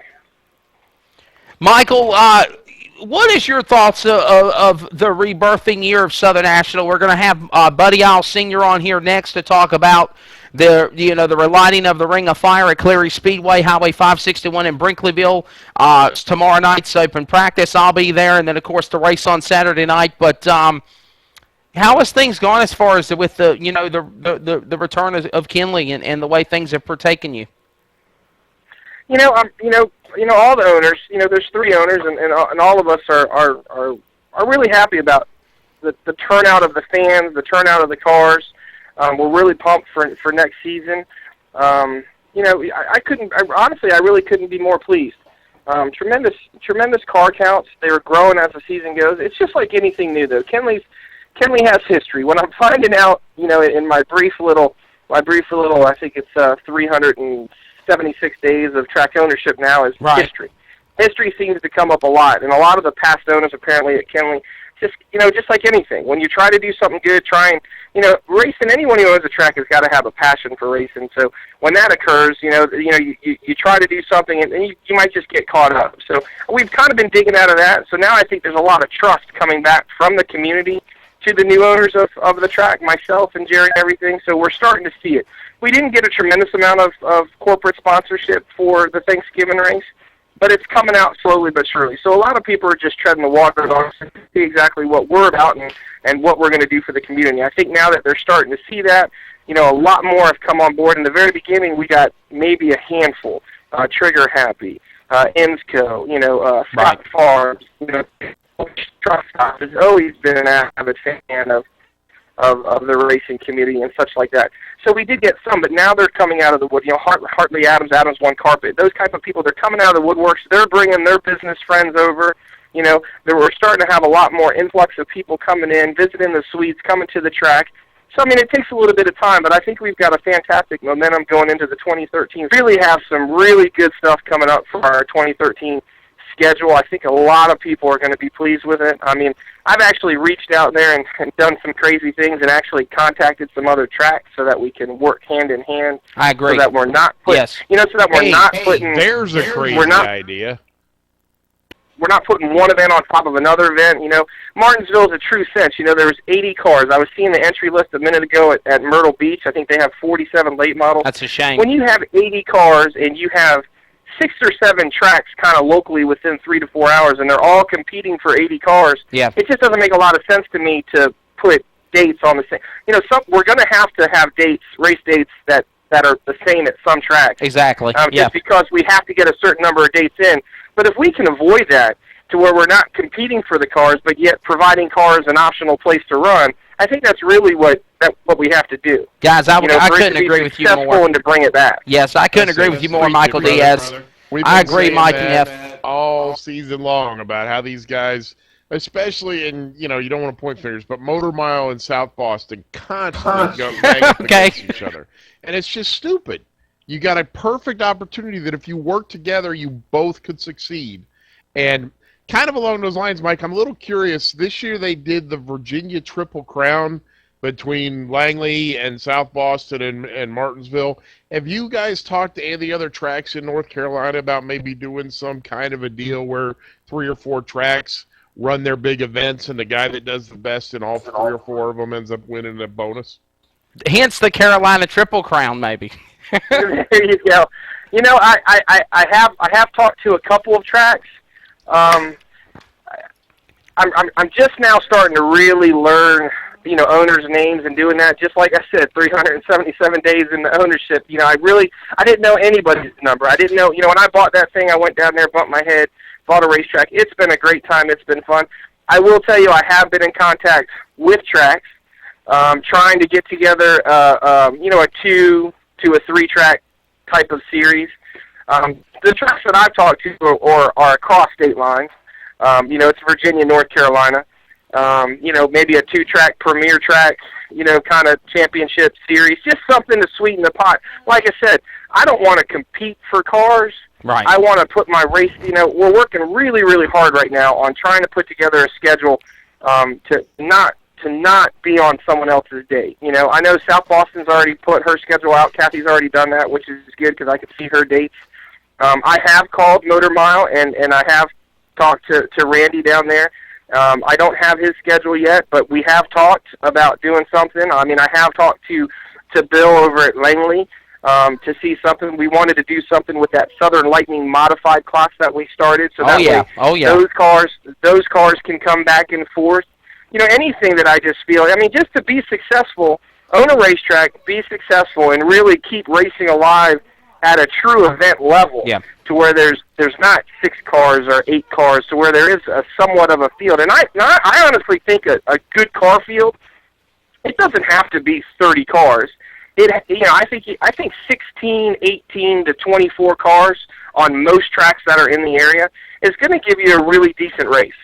Of course, we all would love, as owners, we'd all love to have a full field. I'm so looking forward to the Thanksgiving race next week and so many classes. Like I said, I don't know which one's going to be my favorite. With 24 to 26 pre-entries or the limiteds already, like I said, I've already got the mods that are already down there. I'm really hoping for a good tour mod count.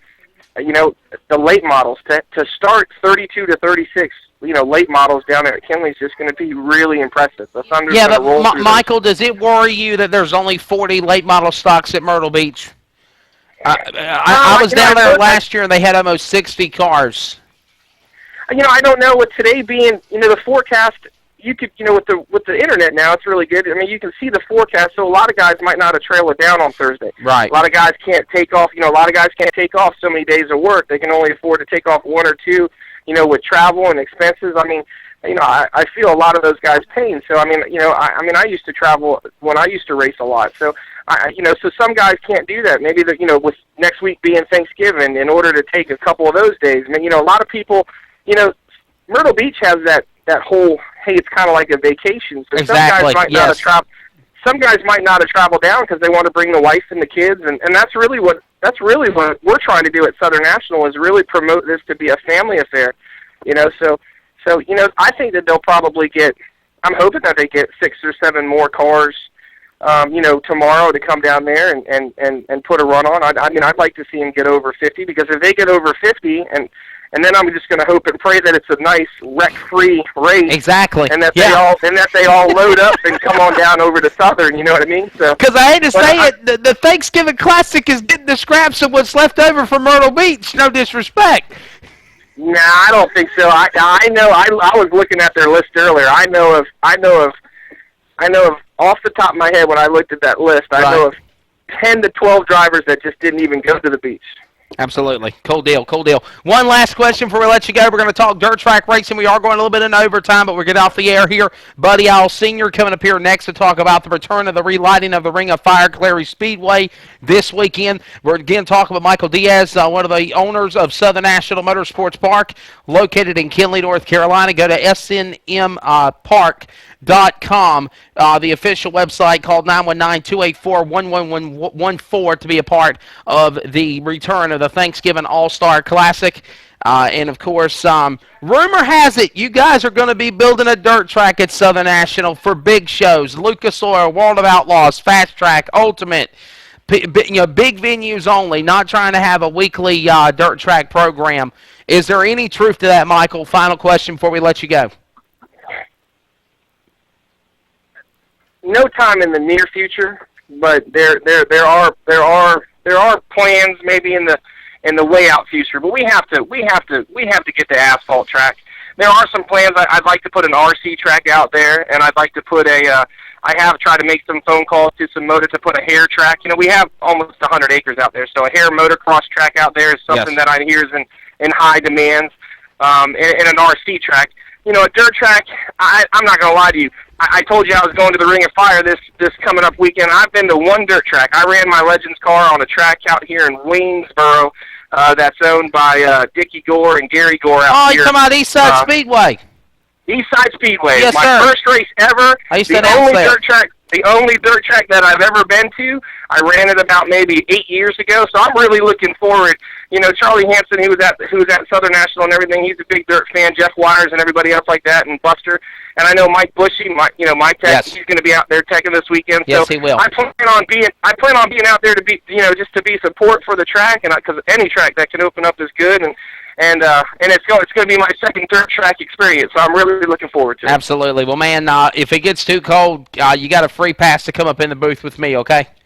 There you go. Hey, guys. Put you up there in the heater. There you go. Hey, guys, I really appreciate you having me on and everything else like that. Tell Senior I wish him the best of luck, and I'll see him out there this weekend. And again, the Classic. 3 days of just awesome racing that I think is going to take place next weekend.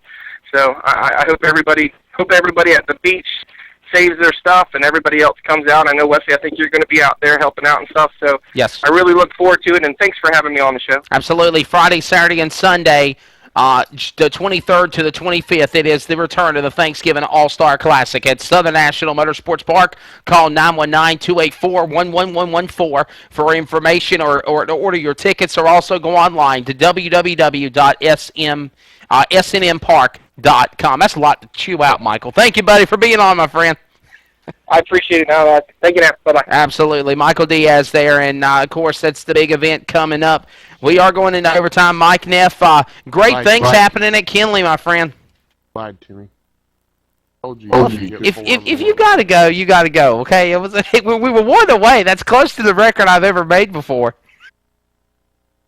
Yeah, I wish him all the best. I worry. Honestly, You know you love to talk. signing the Southern Modified Tour because I'm really curious what kind of car counts they're going to have next year.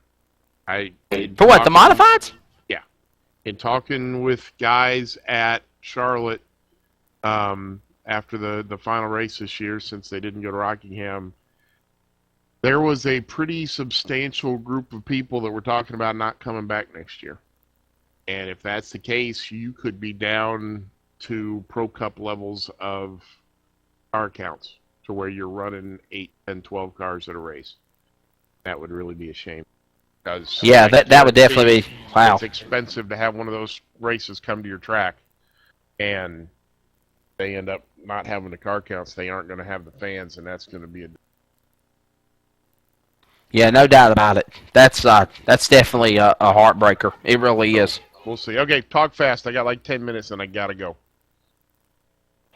Well, I dab onto that a little bit more while we're trying to get in touch with Buddy Isles, because that's... now, is that coming from after the North-South shootout and the modified controversy that was deal with the tires? Oh, no, this was before that whole fiasco, and that wasn't really... That's going to be an interesting deal there. There's a lot of people honked off about that, and that was more of a Caraway call than a NASCAR call. I mean, it wasn't... NASCAR didn't have anything to do with the race. Wait a minute, Caraway pissed off some more people again? Yeah, what else is new? Yeah, and so...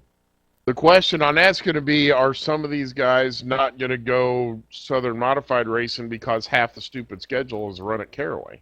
Now, again, I don't know if that's the case for next year, but most of the time it has been. And so I don't know if some of these guys that are mad are going to not come back just because most of the schedules run at Caraway. Wow, that's going to be crazy. Let's talk about one place that definitely I'm expecting to have a lot of cars at, Mike Neff, this weekend. I've tried to work as best as I can with this gentleman to try to relighten the ring of fire. He has done so much work to prep and prepare. And on the eve night before this event, our final guest of the evening from Littleton, North Carolina, part of the Littleton Mafia. Can I say that anymore, buddy? I mean, I know you don't race a car no more, but I've always give you that nickname. Buddy, I'll sing you. How you doing, my friend? I'm doing fine. Yeah, you still call us the Littleton Mafia. We still got a couple cars left in the clan. Absolutely, I'm definitely. doing fine. Yeah, man. How y'all doing? A matter of fact, speaking of Buddy Isles and being on the show here now, his son, Buddy Isles Jr., and we had Michael Diaz on from Southern National Motorsports Park just a moment ago. Buddy Isles Jr. has been running a limited late model at Kinley. That's correct. Now, have you convinced him to convert back to dirt? Well, it's always been my goal for my son to run some asphalt, and we love it. Don't get me wrong, we love Southern National Motor Speedway. Done a great job down there, but dirt is home, and Clarence Speedway is our home track, so he can't wait to get back on dirt tomorrow and Saturday. He'll be running his late model and his Super Street on dirt, so he's he's all pumped up, and everybody's pumped up, so we're looking at a big crowd. We really are. Good day. Good weekend. Everybody is pumped up and excited, Mike Neff, for the return of the Ring of Fire, sir. Oh, I got out that everybody is fired up about this thing coming back to life. And I must admit, I've never been there. How big is the track? It's a 3/10 high bank. It's got a pretty good bank on it. It's 3/10 red clay. It's like it's one of them tracks that you really like. Soft tires. I'm talking about American Racing 23s. Here we got an open tire rule. You can do anything you want to them. Always been like that. Always will be like that. But this track is a bull ring. I mean, it's fast. It's super fast, and there's a lot of action. It is. Is 3/10 the equivalent of 1/3? Because I always said it was a 1/3 mile track. Yeah, it would be slightly smaller than 1/3. Absolutely. Well, the bottom line, Mike Neff, is go online to YouTube and type in Clary Speedway. There's some videos, the Brick Dirt Nationals, things like that. The race is going to be back next year. of that racetrack. Buddy, you have had much success there. Guys like Booper Bear, Ray the Rock Tucker, which, by the way, he'll be back this weekend. So many great talent, and they brought in big names in the past as well, like Scrub Rick Eckert, the World of Outlaw late model champion in 2011. Scott Bloomquist from the Lucas Oil Series, the man, the myth, the mystery out of Mooresburg, Tennessee. You've seen the Cat Daddy Clint Smith run out there. This is a track that has not only been big on the national or regional level, but has also brought in the national guys also, the big names. That's correct. Don't forget Rick Eckert. Rick Eckert, yes, sir. No, yeah, he was there. They had that race that time back, I don't know, 4, 5, 6 years ago, 20,000 to win. It brought some of the big boys in, and one heck of a show. It really was. Ricky Elliott, a host of others as well. Don O'Neill, the real deal Don O'Neill, can't forget throwing him out as also. But Mike Neff, man, just truly a big event going to be at Clary Speedway at the Ring of Fire. Buddy, why is it nicknamed the Ring of Fire? Well, Slick Gray used to be the first announcer and always been announcing, and Slick, Cousin Slick. Rest in peace. He nicknamed it Ring of Fire, and nobody can remember why he named it the Ring of Fire. I don't know because of the action. I don't know because of little action since the late Specs Everett and Tony Everett. I don't know the fights they used to have, the rough driving. I mean, it's a pretty tough track, and I don't really remember exactly why it was called the Ring of Fire, but Slick. Slick Gray, if anybody ever knew Slick Gray, he always called it the wheel-to-wheel, hub-to-hub, eyeball-to-eyeball. Absolutely. So, I had the privilege to work with him many a times up there at Clary's before he passed away and had surgery. And Mike Neff, he was one of them old-school race announcers. That's the way he'd call it. Instead of saying they're side-by-side or door-to-door, it'd be wheel-to-wheel, hub-to-hub, fender-to-fender, slinging dirt, and just a great gentleman Cousin Slick was. That is very cool. You never know. It may have been somebody was driving around leaking fuel, and it caught fire and went all the way around the track. And it was what? I'm just throwing that out as a possibility. Maybe somebody was dragging fuel around the track, it caught on fire, and made a ring of fire all the way around the track. Yeah, that might be where the name came from. But we're gonna be like that fire, and also don't never forget. Saturday night after the race, we're going to have the biggest bonfire you ever seen. Absolutely. So we got it piled up. We got a big party out there, a big shindig. Hey, before we let you go, buddy, go ahead and give everybody the rundown of the schedule of events and everything that's going on this weekend and for the next 2 weeks for that matter, because I know we're getting ready for a big Thanksgiving. It's going to be the Clary's Turkey Blowout 2012 next weekend at Clary Speedway as well. Yeah, we're gonna open the gates tomorrow at 1:00. We're gonna have a practice from 3 until into the night. Then we're gonna prepare the track for Saturday. We're gonna open it up at 11:00 Saturday morning. We're gonna start pre-inspection at 2, hot laps at 2:30. 2 rounds of hot laps. We're gonna go right into the qualifying and heat races, and hopefully everything be done at 7:00. We're gonna start our features. And if it all goes well, and the good Lord willing, and the fire don't burn out, we're going to be through by 9:30. Absolutely. And then again, there's going to be a big bonfire with fellowship and great times out there at Clary Speedway. And, of course, that sets the stage for the Thanksgiving, Clary's Thanksgiving Blowout event, and talk about that. Yeah, what we're planning on, if everything goes good this weekend, and I don't expect to not go good, we're going to come back with a 2-day event. The 23rd and 24th, I believe, is the date, and that will be a 2-day event. We'll be, qualifying and everything on that Friday, the 23rd, I think it is, and then Saturday we'll come back, start up, 2:00 in the afternoon, and do the same thing again. If the weather and the good Lord let us have a good weekend, we're gonna have a 2-day show this year, and then don't forget, next year we're gonna start out in March 2013. We're going to bring back the Bombers Enduro races. We're going to do 200 laps Enduros, paying $1,500 wins starting next year, once a month. Yeah, I think we got scheduled on first Sunday every month. We're going to do a $1,500 win Enduro. So these guys that want to be drivers, that want to see how it is to be behind the wheel, can go out and get a street car, knock the windows out of it, and come on and race with us. Hey, Mike Neff, I could put Blue Thunder in that and probably win some money. What do you think? There you go. Send Blue Thunder to its grave the way it should rightly be done on a track. That would put be that awesome. bitch on a racetrack. Open the car with the closed hanger door handle and go out there and give it all I got for 200 laps and see if it'll make it. I think that V6 will get it done. Let me tell you guys one more thing before we get off there. Next year we're gonna try to do go-karts on Friday night, stock cars on Saturday night, and we also gonna do some. We're gonna put it in the mud pit. I was talking to the owner today, actually yesterday, excuse me, and he said, "Buddy, you get this thing going like you want to. Yeah. I'm gonna buy another 25, 30 acres of land. We're gonna enlarge it." Oh, hell yeah. Man, I'll right. tell you what, buddy, there ain't nothing like having a damn mud bog, boy. You want to get a bunch of screaming rednecks out there and get some mud trucks and put some money in your pocket at a great cost. Yeah, have a mud sling. That's right. And then we're gonna do a couple tractor pulls, and we're gonna do some concerts too. Some big concerts next year. Try to keep the local talents involved in it. Of course, and so we know this track is gonna be different than any other track I've ever been to, and all of them are good tracks. All of them, Caroline, Fayetteville, Virginia Motor Speedway. I mean, that's all good tracks. They do a great job. And but I want this track to be a fan/driver track. So I'm going to listen to my fans, and I'm going to listen to my drivers. And like I told all the drivers that have called me from West Virginia, Delaware, Myrtle Beach, I mean, on and on and on. And I told them, I said, guys, y'all got to put on a show. Y'all put on a show. You're going to fill the stands up. Then we're going to make some money, and I'm going to put some money back in all my sports classes.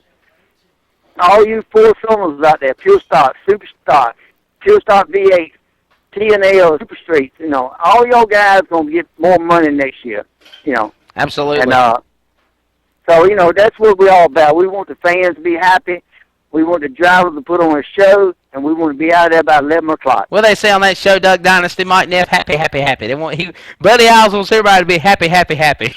Are you thinking I actually watch that show? Do what? You watch that show, Mike? I know you did. You got a beard. Not watch that show.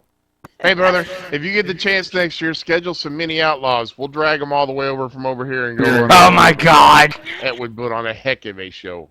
That sounds like a plan. I ain't got no problem with that. Let's see what we can do next year. And by the way, I already talked to the promoter for Fair Track, Crate. Fast Track. My boss, Stan Lester. That's right, your boss. That's right. Talk to him. We're gonna try to bring them in there. Talk to Larry Lee. We're gonna bring the Cash series in next year. He said the Crash series. Crash. Sorry about that, Larry Lee. But I had the opportunity to work for Larry Lee back then when he took over the county line back in I think it was 97, 98.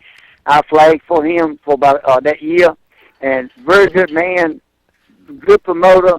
And he called me, buddy, we want to come. I said, Larry Lee, I want y'all to come, but let's start with my good guys, my support classes, and my good late models, and my open wheel modified boys. And please, y'all open wheel modified boys, call me. Yes. Tell me what you want. If you want to run every week, I got you. If you want to run every other week, we'll do it. Whatever you want to do, I'm open for it. Absolutely. And I want to throw something out there before we let you go, too. We are not only going to have a Fast Track touring events at Clary's, but also we are part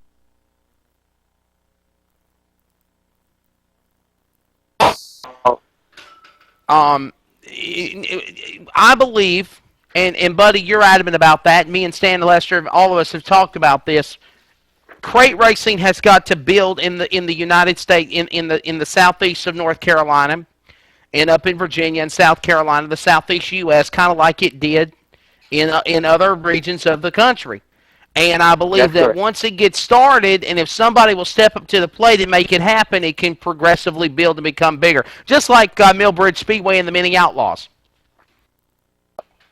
Yeah, and we want to try to do that next year. We want to get a crate division started. So y'all crate guys, again, I'm open to talk to you. I'm willing to try it, and so let's do it because I've been racing for 40 years plus, and it's very expensive. And we don't, you know, most people don't have big sponsors. None of us do, really. Absolutely. I mean, you know, so we got to get to the point where the racetrack got to understand that we got to be able to afford a race. We got to build cars and do motors like the Crate Motors series and all that, where we can afford to race these things every Saturday night. Absolutely. So it really costs a lot of money to race. You know, most fans and most spectators do not understand how much it costs to run a pure stock four-cylinder. Them boys, them support classes, when they come to the racetrack, they'll spend $200 to $300 just to get there, and they run for $250. They run for $250. Right. They don't even pay their expense for the night if they win. Exactly. Yes, sir. You know, so we got to build it up. Because our support classes, and I told these guys, you know, they're the ones that make us be able to have these late models and super late models and open wheel modified racing. Absolutely. So, you know, I want to take my support classes and make them a little bit better for us payout. Yes. And then at the same time, we can raise the open wheel modified, and we can have the better pay in the late models and the fast track crate motors or whatever. Yes, sir. Or even the supers that come in. We can pay them more money, but, you know, most tracks step on the support classes. They really do. They don't think much about them, but, you know, since I always drove a super street car. That's always, I've never been in a late model. Right. You know, we own one. You know, I bought one for my son. He drives it. I never set my tail in a late model, which I love to do, but I don't think I can handle a late model. But I'm a super street driver. you know, I can drive the water trucks, and I can do the motor grader, and I can do the super streets, and I love it. I mean, I'm thinking about building an open wheel modifier for next year for my son. So, and I like the open wheel modifier. I think they're cool as the devil, you know. But everybody, every track thinks the supers and the late models are the only thing there. But here's where I look at it, Wes. You take away them 5 support classes, you don't have no racing. Amen. Yes, sir. At the local track level now. Yes. I'm talking about the local track. Yeah. You know. So let's give them guys credit too. Let's thank our. Oh, it's like life. You got to crawl before you can walk. You got to walk before you can run. You got to run before you can fly. Exactly. Absolutely. And I'm the type of guy, any driver out there that comes to Prairie Speedway that needs any kind of information or any kind of help with the track setup, how you drive the track or whatever, just give me a call. Wes, you got my number. You can put it out there anytime you want to. Absolutely. And if they need a lesson on Prairie Speedway, I promise you, I know how to drive that track. Definitely call 252-532-0616. Again, racing practice tomorrow night. And then, of course, racing on Saturday night. Me and Steve Vale will be in the booth for the call. 252-532-0616. Clary Speedway is also on Facebook. Also, seeing Buddy I'll send you a friend request on Facebook to keep up with everything going on. And I understand, Buddy, before we let you go, you're also working on the website, correct? The website is up. It's claryspeedway.com. It is up.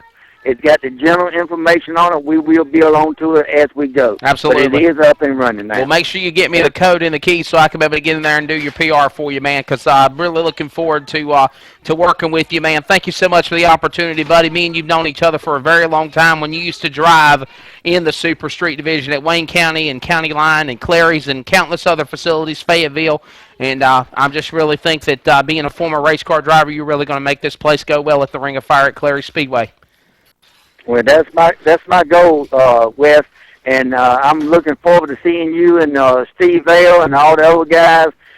Any of y'all, what do you call it, business people in the racing division that want to come in, parts, any way you want to help or come, just give me a call. We'll get you in the gate. Absolutely. Again, the number 252-532-0616, and also online now. The website has just been created. It's been put up.